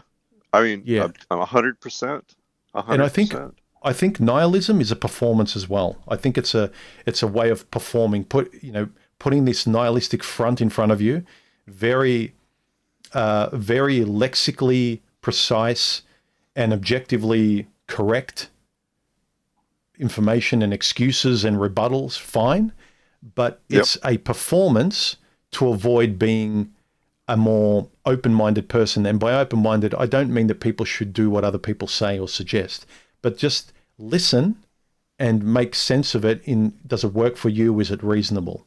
And people don't want to do that, a lot of people, and you can't make them. No, but I mean, I still, I have come to the conviction, and this is why it's become something I think about so much, is how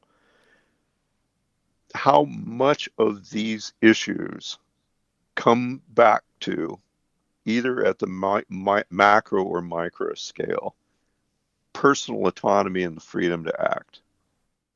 Mm. Because the nihilist position is an expression of an individual who does not have any autonomy. Mm-hmm. I mean, it is, because if they were a real nihilist with real courage and real autonomy, they would end up in that empowered state that I'm describing, right? They're Mm. using the nihilism as a cope for their lack of autonomy.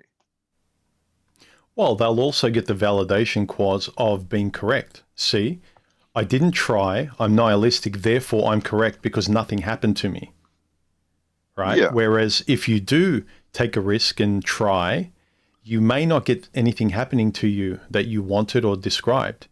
And if you have something negative happen, the nihilist will say, well, see, you could have just joined me and that would have happened anyway. Yes. But again, that is a position of somebody that does not have an autonomy, because an individual takes risks if they can afford them and they can Mm-hmm. afford the consequences. If you have Well, autonomy, you take risks with ease. You don't care if you win or lose. It's not critical to you.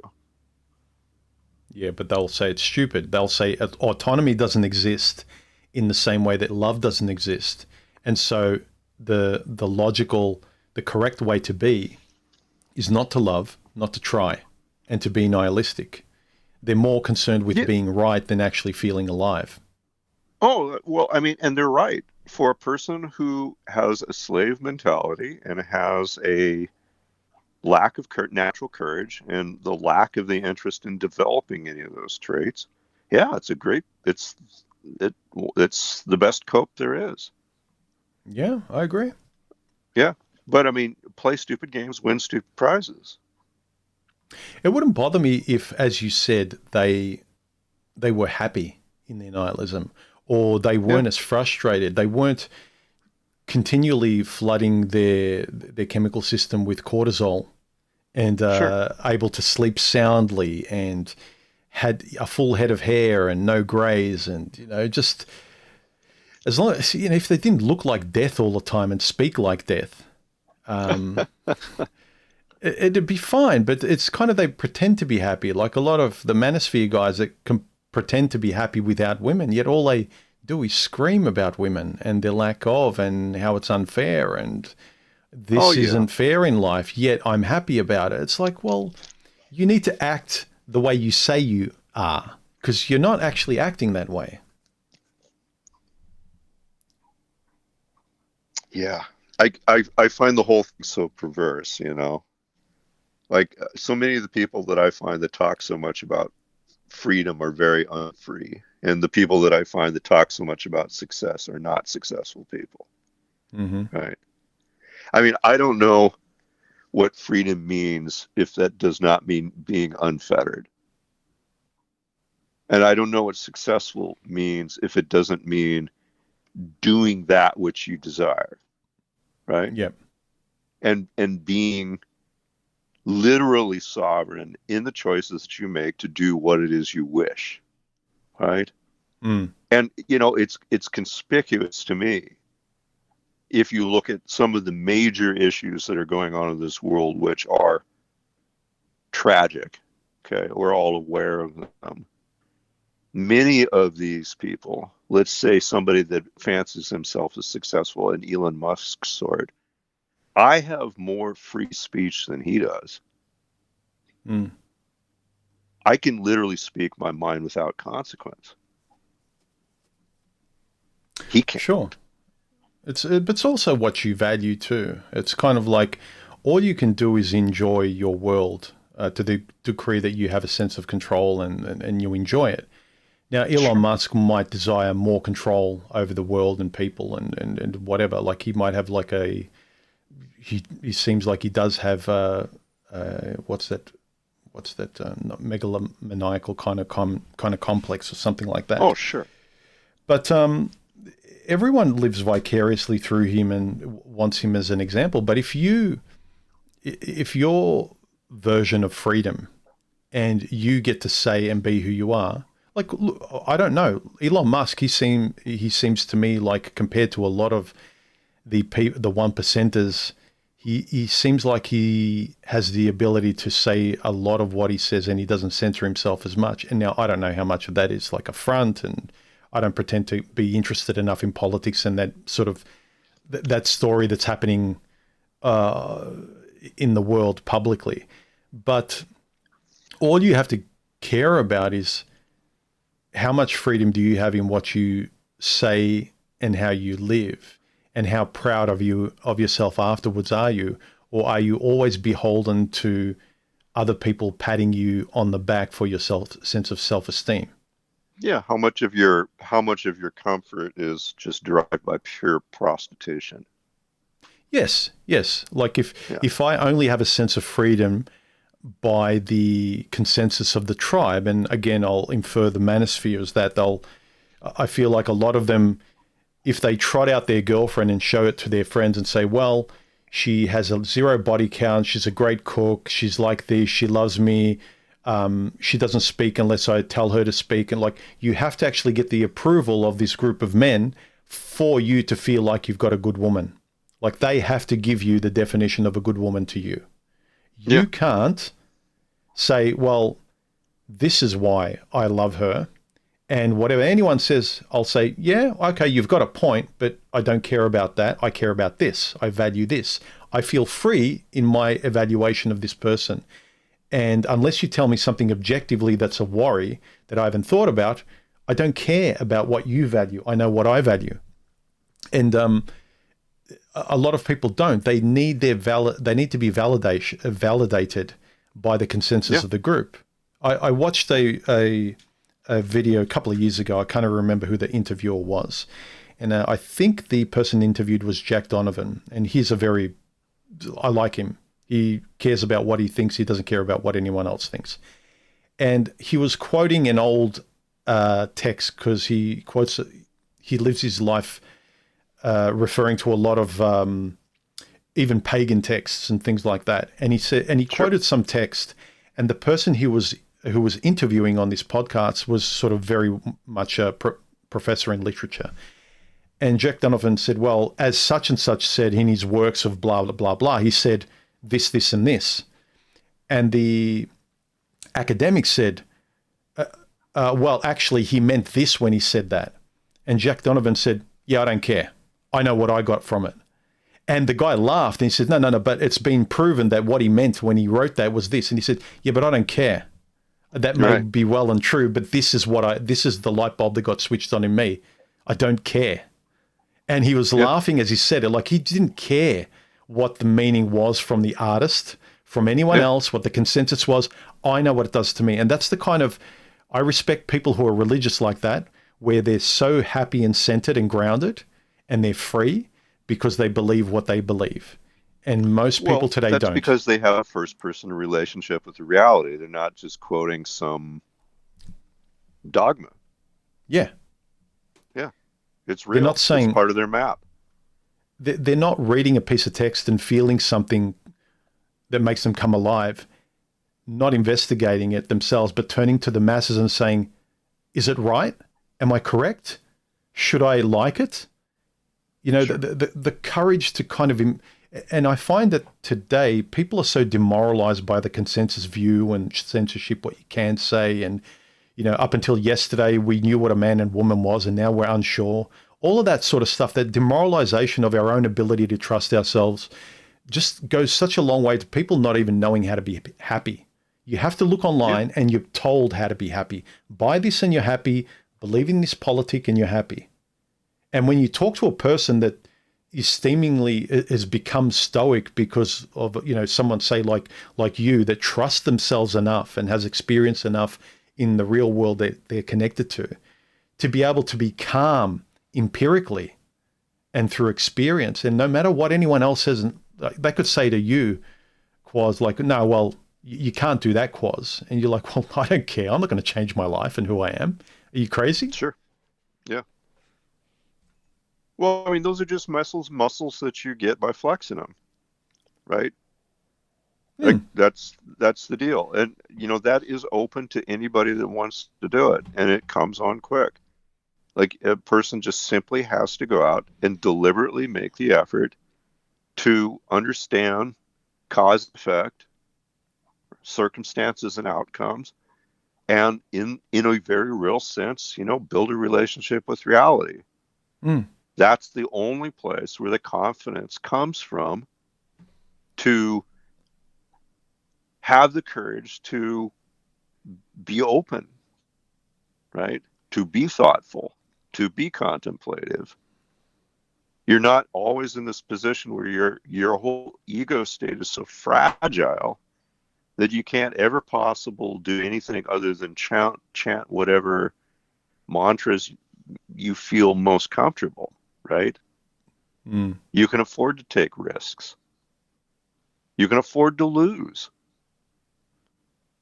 Like that is something that is your process of emancipation. This is how you build a self that functions in the world. You have to do that for yourself. You have to build it Yeah. personally, internally, financially, every way, right? Yeah. I, Yeah, I, I think in this world that's really emptying the pool of empathy out of the swimming pool. Like there's such little left. If you don't have yeah, the empathy or the ability to see something from another person's point of view, then you sure. won't actually.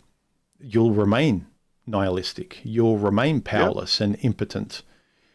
And whereas that ability to, like you mentioned before, going around an island, you have a I don't know, an artist's description of going around the yeah, island, and then you're in a boat with a anthropologist and someone else.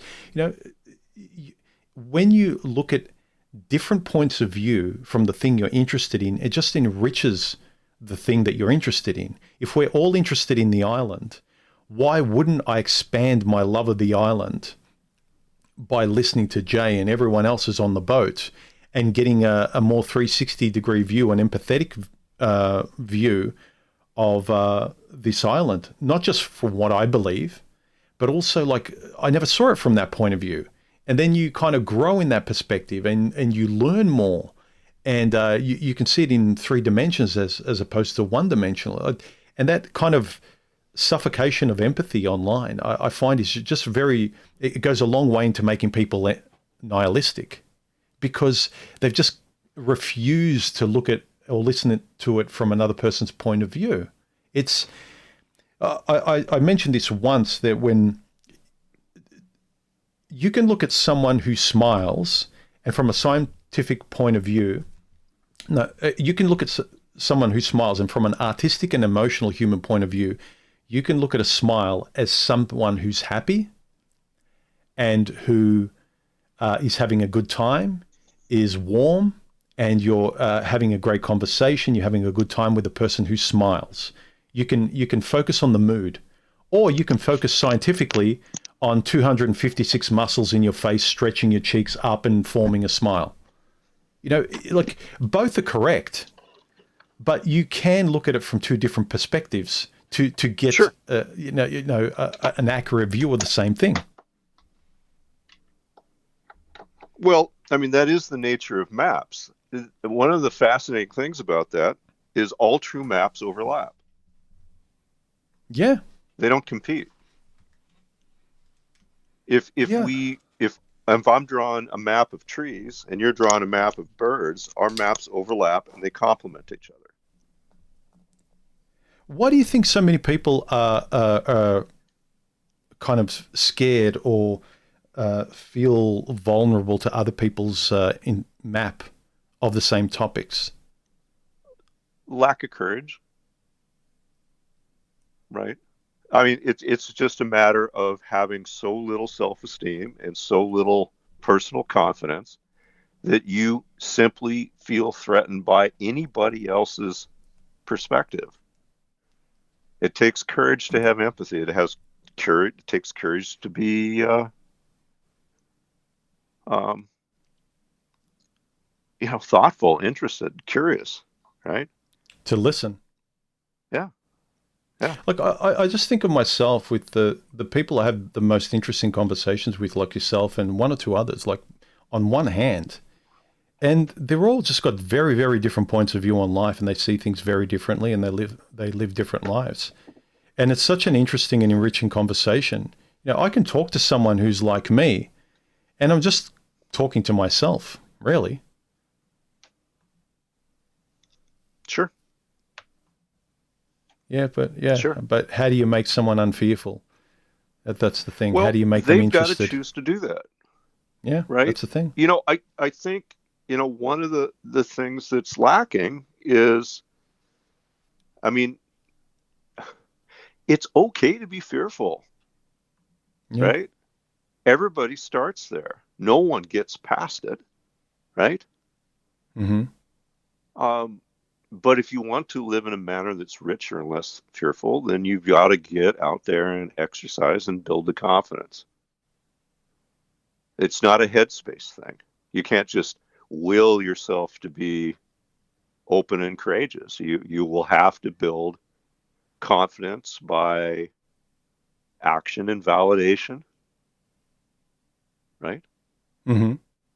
Yeah. Um, and it doesn't have to be a big thing, just step by step by step by step. So, but again, a person's got to be willing to take that first step on. I don't, I mean, I know this might sound glib, okay, but the fact is, my temperament as a young man was to be very timid. Oh, mine too. Yeah. I really timid and very anxious, and um, it's, I didn't. I think really none of it really comes down to any kind of necessarily virtue on my part. I just don't think I had the luxury of being able to wallow in it. Yeah. Yeah, that doesn't surprise me. Like the people I get along with, like yourself, it doesn't surprise me that you had similar touchstones to myself in terms of upbringing and what you experience and the kind of life that you don't. I would be more surprised if you're a really outgoing, confident alpha alpha child who No, just not at remained all. that way all the way through. And because why would you even look in books for answers? Where would you be enlightened? Where would you need mentorship if you were fully formed? If you Yeah, you didn't have deficiencies where you could sort of rise out of the fire like a phoenix and feel alive and things like that. So it doesn't surprise me that you were like that, as I was. yeah, and like some might like to say, all of it was cope. Yeah. Well, they like to say that Sure, anything we're fine. into, yeah. I'm into cope. Well, they'll say you're anything you're into, your interest is everything is a cope just to shame you. And it's okay, fine. If you want to describe anything you do in life as cope to shame people, and the nihilists can just say, "See, we don't do anything, so we're not coping." It's just a shaming mechanism, you know. Yeah, it's absurd. Yeah. You need to have a woman sleeping next to you because you can't sleep alone, Quas. You're coping. Yeah, yeah, A real man is a lone wolf. yeah. That's right. Yep. A real man sits on his butt and doesn't care. Yeah. That's He that's how agrees. you can tell a real hero. He doesn't even try. Well, it's also because the final answer is the grave, right? And you're very Yeah. Well, smart. You can prognosticate the future. So I'm smarter than you. I know the grave, so I'm acting like the grave. You're acting yeah. like you're going to get out of this thing alive, Jay. You're not. You silly little boy. Why are you dancing and like splashing color around? It's all for nothing. Like what are you wasting your time for? Why are you coping? Exactly. Right. Yeah. Yeah. I mean, that right there, that fear of death is a hell of a big one to overcome, and it takes a lot of autonomy and a lot of courage to do it. Mm. And we really get it wrong. You know, one of the things that has always just amazed me is the tendency of people as they get older to become more conservative and more fearful. That's getting it completely wrong. I mean, Yeah. yeah, I mean, as a young person doing things that might injure you, I mean, they bear a potential very large cost in your ultimate quality of life and your experience of living. You know, my dad now has his own sailboat, right? At 76, he's learning to sail. He's never done it before in his life, right? Oh, You cool. know? Yeah, and he couldn't care less if he went out there and drowned. because he knows it's happening anyway. Yeah. So he's fearless, right? It's hard to describe people to people that because you've got old people who are still stuck in a state of fear and like, if they want to stay there, it's their life. It's not up to you and I to tell them how to live or what to do. And then you've got Sure. other people who are saying, oh, old man, act your age or whatever. But it's hard to describe when you listen to that fire inside you that just has the courage to do what you want. I've mentioned this to you and people before where it seemingly was really out of my character to most people that thought I was like more conservative than what I was, to when I met Stephanie, just jump on a plane at the height of the bug happening, jumping and getting tested everywhere to meet someone on the other side of the planet in a country I couldn't speak the language of. But everything Sure. in me just said yes, and I didn't care. Like there was just no question about it. And I can't describe it to someone in mathematics. I can't satisfy the scientific, stat-driven mathematical thinker who wants this to make sense from their point of view. I can't.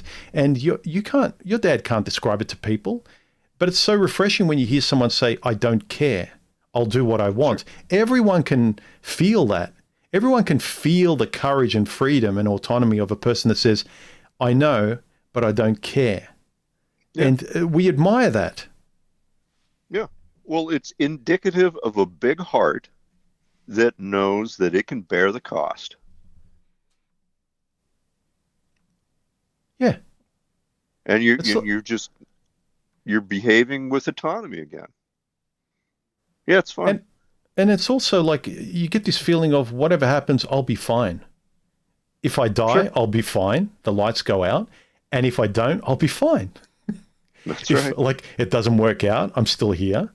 If it Yeah. does, great. I'll Yeah. feel a much more confident self-esteem experience and I'll feel like an extra inch taller. Either way you look at it, there's such little risk. Like the catastrophized risk that people love making videos about. This person Sure. took this risk and this is what happened and they regret it. Yeah. That is a very small percentage of people that happens Oh to. yeah. The majority is Yeah. that your lights go completely out, you're not here, or you survive and you fail in a recoverable way and you learn and you don't do it again or you do it differently, or you achieve something no one else achieves, not because you've got an ego, but because you're proud of yourself that you had the courage to do it. Sure. Yeah. Yeah. Anyway. I mean, that's what real nihilism looks like, is learning to sail at 75.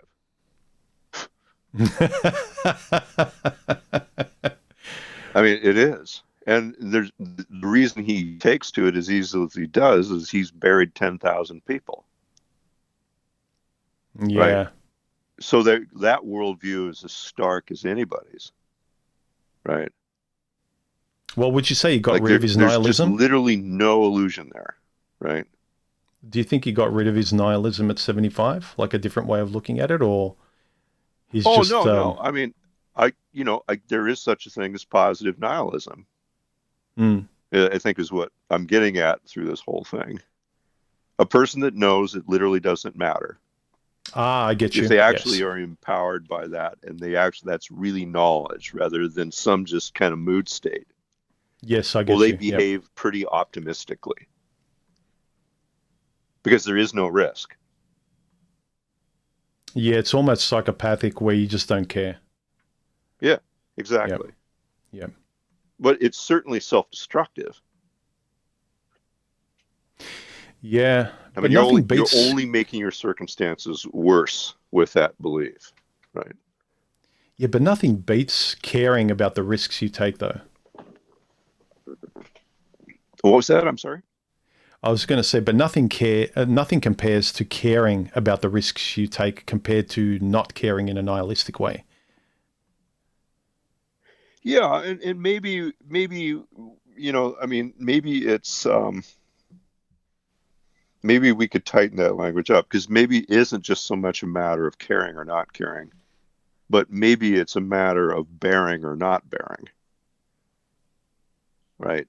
that you're willing to take the risk regardless because you Mm. come from a position of strength and you know it's recoverable. Okay. Yeah. But I'm assuming your father wants to get something positive. Like he's going to get good feelings out of sailing. You're not going to invest time, money, and all of that to go sailing. You will. He's. It sounds like he wants to get some positive endorphins out of this. Like there's some sort of Oh yeah, it absolutely does. yeah. Otherwise, he wouldn't Yeah, sail. yeah, He'd just yeah. sit on a park bench and throw crumbs at pigeons. Sure, exactly.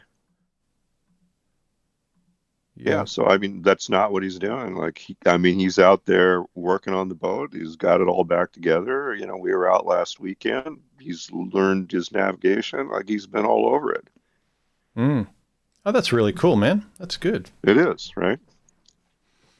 So, uh yeah, but I mean but part of that is that part of the reason that he hustles his butt is that he's not an old guy that's sitting around waiting for death. Yeah. Yeah, because he knows that wait or not, it's coming just lickety split, right? Oh That yeah. Like that's I'm. not I'm. the issue. The issue is what you do before that shows up. I'm very well aware that I'm in the tail end of the autumn in my life, and the winter's coming up very quickly. Oh, sure. And I think when you're in your spring and summer under 35, 40, you just think it's a way away. You've got time to get off your lazy butt if you choose to, but then you realize you don't, and then you put your foot on the pedal and you start caring less in a good way. Sure. I Yeah, always that's like right. I like stories like that when and not just because I'm older and I've experienced it. I suppose when we were all younger, we heard of people having a midlife crisis in quotes, but Yep. I feel like if you've been living the wrong way, you can describe it as a crisis, but it's really an awakening or a crossroads where you either choose to go down the direction that is correct that you always felt, or you just keep going down the traumatic direction that you have been going thus far. And I think the majority of people come to that crossroads in one way or another. And I always like it when I hear stories of an accountant midlife just giving up on all of that and becoming a teacher or a painter or something like that. I always like that. Yep. Well, that's Eric Fromm again too. That human life is about acquiring the primary drive in human beings is to find meaning, Mm. right? So, I mean, that's a departure from um, others who, let's say a Freudian view or others, right? Mm. No, he's like it's meaning. It's not even, Freud might say it's, sexual urge or reproduction or this, that, or the other thing. And Fromm's like, no. I mean, it can look that way, but if it isn't meaningful, it's You're not not going to do it. satisfying. That's Huh? right. Yeah, it's not Yeah, going to be attractive. You won't have the impulse. You won't have the will. You won't try. It's got to first be meaningful or curious, at least curious to you. yeah, yeah. So like that's an interesting take, right? Mm. Yeah, I mean, so like let's just say that that's a model. That's our map, right? I mean, if you were to build a map of your environment where you put um, dots on the places that were meaning rich, and you stayed away from places that were meaning poor. Mm. I mean, well, obviously you can build a map that way, right? Mm-hmm. There's obviously things that you can do that are meaning devoid, Yep. right? And your life is going to be fundamentally different depending on how much time you spend in either of those habitats. It's no different than if you were, I don't know, some kind of animal and you were looking for food. If that's your primary drive, you're going to spend most of your time in the places where there's more food than there's less food. if ultimately the human condition is informed by how much meaning we pull out of life, then it's really essential to be spending as much time as possible in the environment that is meaning rich. Yep. Yep. Yeah. And I mean, for myself, that's a big deal, right? Like that's a big part of the whole thing I do, right? And again, it's not woo, right? Like just the lifestyle, like, being part of a dynamic ecosystem here where the seasons are so pronounced. The tides coming in and out twice a day.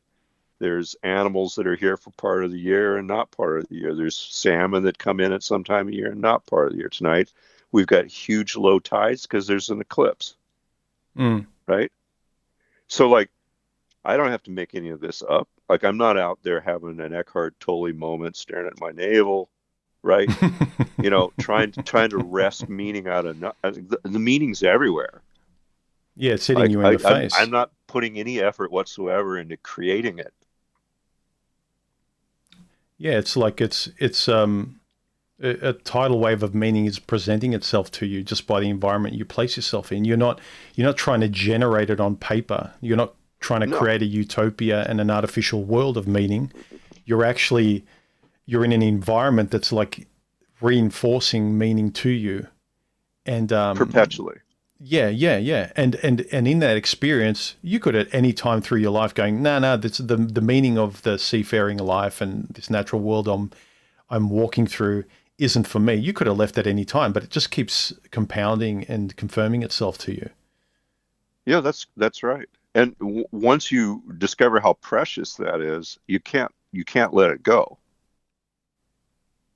right?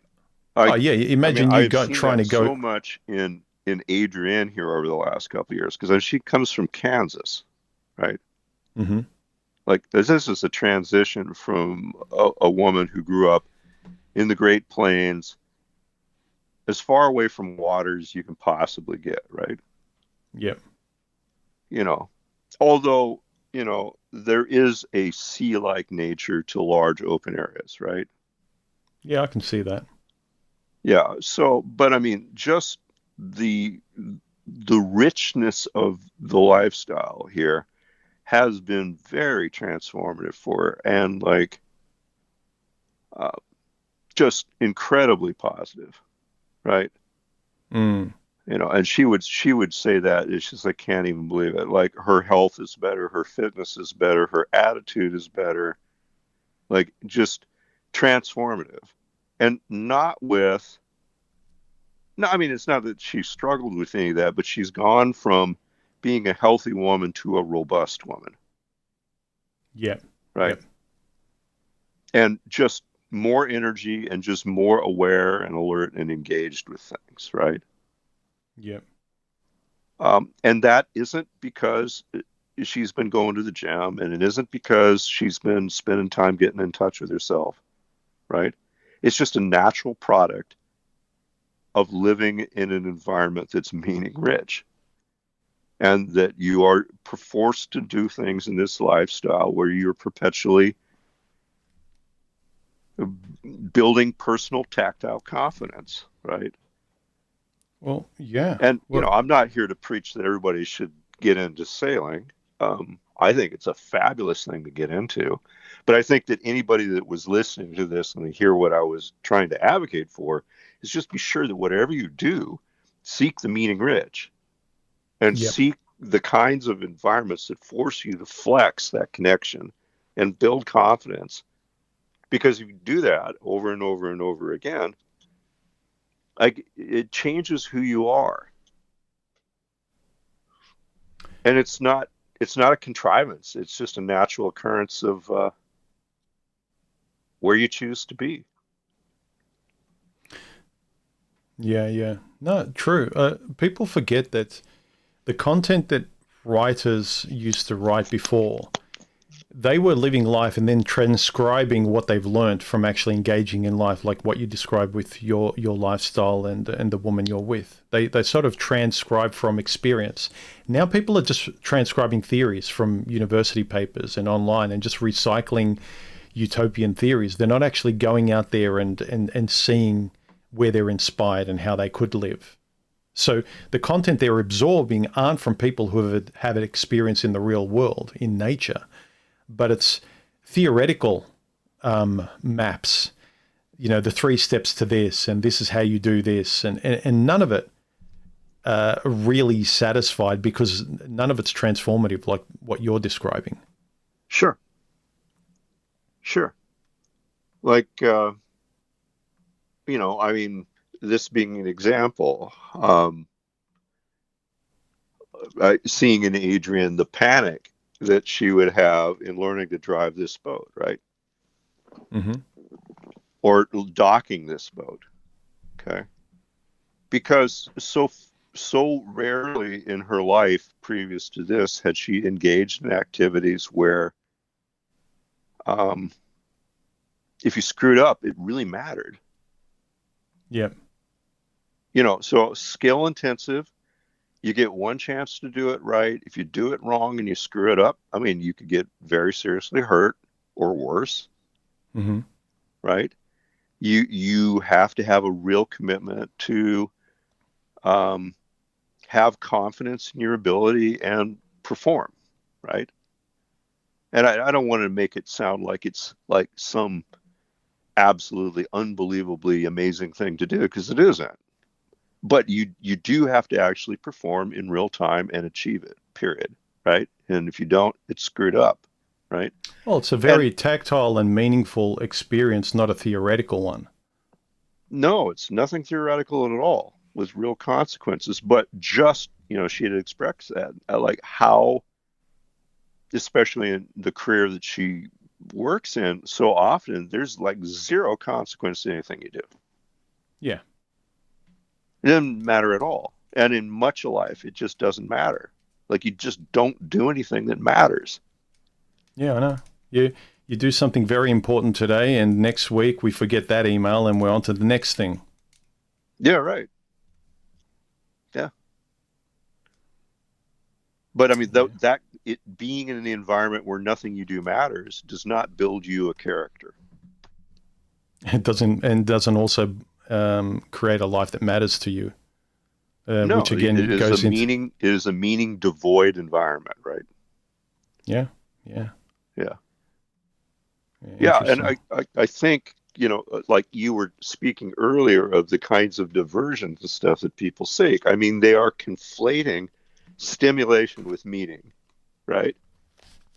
Because, I mean, sure, the first time you get a hit at anything that jacks you, there's meaning in it. Mm, Even if it's just purely that, whoa, that was a pretty heavy hit at XYZ, right? yep, yep. But that's not persistent. No, no. Yeah, Like it exhausts itself pretty quickly. yeah, was it a synthetic experience that I need to kind of manufacture every time, or is it something that's like it's part of me now, or I can make a habit, or it's like integrated into my life, or do I have to keep going out there like a pack of cigarettes to sort of get a little buzz out of it every time? Is it a real coping strategy? You know, is it the only Yeah, thing that gives me a little bit of color in my life rather than yeah, transforms the map of my landscape, as you mentioned before? yeah. Yeah, I mean, it's interesting too, because I mean, I'm really preaching my stuff here too, so I hope I'm not but I mean, No, I'll no, tell my, you, my like, lifestyle is probably pedestrian to most people. They get it, but yours is very different. So I think that examples and metaphors and whatever that you describe are really starkly different in an informative way. So no, keep going. no, well, like, I have a fear that has arisen in me in the last, 4 or 5 years, that comes from this lifestyle. All right. And it's surprising because I wouldn't have anticipated it. And I'm not sure that I've really heard it articulated. Okay. Because I'm Mm, sure other people have felt this. But like, once you kind of get into the headspace where you value meaning, right? yeah, And we're trying to make this, very concrete, like a strategy here. It's like, okay, let's just assume in our model that meaning is critical. my ability to relate to meaning that's persistent. Certain habitats are good for my meaning, blah, blah, blah. Like, I mean, you just, it gets rich, right? Yeah. Over time. And it's always more so, right? Well, there comes a point, having walked that path for a while, you really start to wonder, how deep does this rabbit hole go? Mm-hmm. Right? Like the amount of meaning that you encounter gets to be so deep, right? And the kinds of connections that you find between things that you did not believe at one point to be connected. It just becomes such a data rich environment. You really wonder how far this goes, right? And my fear is I won't live on long enough to plumb that. Mm. I mean, and I'm sure that the actual answer is uh, it goes all the way down. It's turtles all the way down, right? I mean, there probably is no bottom, right? Yeah. But without a doubt, I start to wonder. It's like, what am I missing out on here, right? If I dialed my game up and even just took this a step further, what then? And then what then? Because you end up with complete confidence that you're never, I mean, it only just becomes more so, right? Oh yeah, yeah, yeah. You you have to kind of the best observation I've had with my life as I've gotten older is letting go gives you more solutions than holding on tightly and trying to dig deeper and deeper and deeper. Yeah, yeah, yeah. So, I mean, that's interesting. Yeah. I mean, in some ways, like if you look at the real genius minds of histories, right? Like maybe like the Leonardo Eulers of the world, or um, the Isaac Newtons. I mean, the people that are the top of the game, right? Yeah, the polymaths. Yeah. I mean, The the guys these that were like people, geniuses in very disparate areas of life. Yeah, they were oh, awesome. absolutely. Like these people are saints. Yeah. I mean, they have a sense of connection to a reality that they find beyond its ineffable profundity, right? To use probably the pithy theological term. Yeah. Um, and a lot of them do express frustration in not being able to communicate that knowledge, right? You'll certainly see that in like Newton. But I mean, people don't know that Newton spent most of his life studying metaphysics, not physics, because the path of seeking meaning just takes you deeper and deeper and deeper and deeper. You know, knowledge begets knowledge. Yeah, and you don't close yourself off. You can't be a genius like in the areas where people certain figureheads were known for, like something like even Einstein's probably one of the more famous ones. You scratch the surface, and he was fairly philosophical. He thought in various ways. He didn't just think in terms of physics. No, And so a lot of these people, they just don't confine themselves. Anyone with any kind of richness to sort of timeless knowledge and wisdom to offer the world that still stands.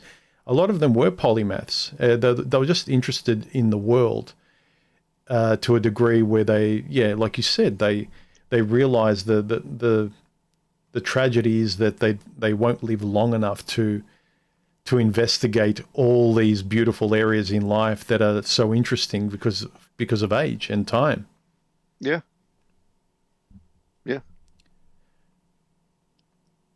But yeah, interesting, well, huh? look, I feel it as well. I feel time. I feel I'm very acutely aware in the moment of what stage of life I am. Below 50, I didn't really feel it. I was always like, for a 30-something-year-old, I'm pretty good for a 30-something-year-old. I look and feel great. I'm really interested. I've got time. Not that I have time, but I'm great for my age. But then after Sure. 50, you do get these little fears creeping in that they're not irrational, but they're kind of like you don't have time to waste, and No. you can't waste time on things that aren't meaningful, and you can't waste time on being afraid, and you can't waste time on not saying what you think. You can't waste time on not being proud of yourself, worried about the same stuff you were before, because it does, in a automatic reflex fashion, come up and bite you in the butt a lot of times. I'm sure you experience it, like where Sure. you're not proud of your reaction to certain things, or fear-based reactions, and it's from the past. It's not really what you believe now. And so yeah, I think it happens naturally with age. But I think if you're aware of it and you want to have this dialogue, not just with other people but with yourself, it can only benefit you. Otherwise, you're fighting a losing nihilistic battle of believing the blueprint that the 18-year-old you set for yourself, and you're still reading the same lines, which to me is tragic. No, it's suicide. Yeah. Do you That's have you that's just have doing you it the hard way. have you ever had pause with your lifestyle? Because I don't know how many years you've actually been doing it properly, like seafaring and living on the water. Did you have moments where you questioned that and were prepared to kind of put it in your rearview mirror? Oh yeah, yeah. Yeah. Yeah, and I would say in the community of people I live, that's really common, right? And they usually last about 2 years. Does that happen because like some sort of tragedy happened, or they got kicked in the stomach by life or something, more than just a disinterest in the lifestyle? No, um, I would say that it's usually you get enchanted by the idea that it would be nice to have, a Ah, okay. bathtub, Yes. a bathtub, or you'd like to have, blah, blah, blah, blah, blah, or it Um, looks like the comforts of that land lifestyle and you want a the big screen confidence of the steady TV and paycheck and all that, that looks very beguiling, right? yes. And you can just see like, man, I am tired of being a gunslinger, right? Yeah, yeah, yeah. Yeah, and but then you find that you go ashore and you put on the golden shackles Yeah. and you're like, oh my gosh, like I've given up that thing most precious to me, and the freaking bathtub isn't worth it. Have you actually ever done it for a short period of Yeah, oh, time and yeah, gone yeah, back? Yeah. yeah. You're not for long. How long was the longest? Uh, 4 years maybe. Yeah. How did it feel when you came back? Oh, just utterly liberating. Yeah, I know. Yeah. I've Yeah, actually had a just similar feeling this year where I picked up art again, not just to tinker with, because I've always just sketched here and there. It's second nature to me. I've at heart, I'm an artist at heart, but for the last 7 to 10 years, I've kind of done YouTube and done yeah, video, and it's just not me. And at least I haven't been doing it in the way that's me artistically. I've been doing it. I went on there to talk about things in my life with relationships and people that I was very interested in, and I still am. sure. But I wasn't expressing them artistically the way I'm built to, the talent and my nature. And I remember when I went back this year, and I not just tinkering with it, but going back and drawing every day and trying to get to certain goals and get the dust, the cobwebs off. And it just Sure. feels so right and meditative. And it just feels like the thing I'm supposed to be doing. And you just feel like, why did I hide away from the world the last 7 to 10 years? Why did I kind of put this on the shelf? Yeah. Yeah, well, but I mean, you learn from that. Yeah. Yeah, yeah, yeah, you do. You know, I mean, the thing is, like, too, I I mean, I enjoy this lifestyle, but if I was presented with the opportunity to find other kinds of ways of living my life that were as, as I guess we're saying here, meaning rich, right? And that still allowed the same kind of autonomy and independence that I currently enjoy, right? Mm-hmm. You'd go Well, for it. why not? Yeah, You know, yeah. I mean, but so it isn't that, like just have this absolute frantic love of seafaring because I don't. But I do have an absolute frantic love for independence and freedom, Yeah. right? And this is far and away the best way I know of scratching that itch. And having the wherewithal to know whatever you're engaging in now, does this honestly feel like freedom? Does this feel like I'm in a tactile sense that I'm happy, I'm free, I'm autonomous, or as free as I can be? Sure. Is this the best option? And is there's nothing else that I would want for? I'm not curious about anything else. You know, I think we've been talking long enough, and it's probably getting late there. Yeah, I mean, talk about we burnt some time. What time is it? Jeez. 2 hours and 40 minutes nearly. Yeah. Well, that's great. It's been a delight. Yeah, yeah, I haven't talked to you in a while. Yeah, but it's always No, nice to talk to you, man. sure. Likewise. All right, dude. What time is it there now? It is 7 o'clock. It's just about sunset, so I'm gonna make some dinner and poop around. All Let the right, dude. springtime get started. Yeah, enjoy your day. Thanks for taking the time. It was great to chat to you again. Hey, man, you bet. We'll do it again. All right, no worries. Have a good one. Cheers. Bye.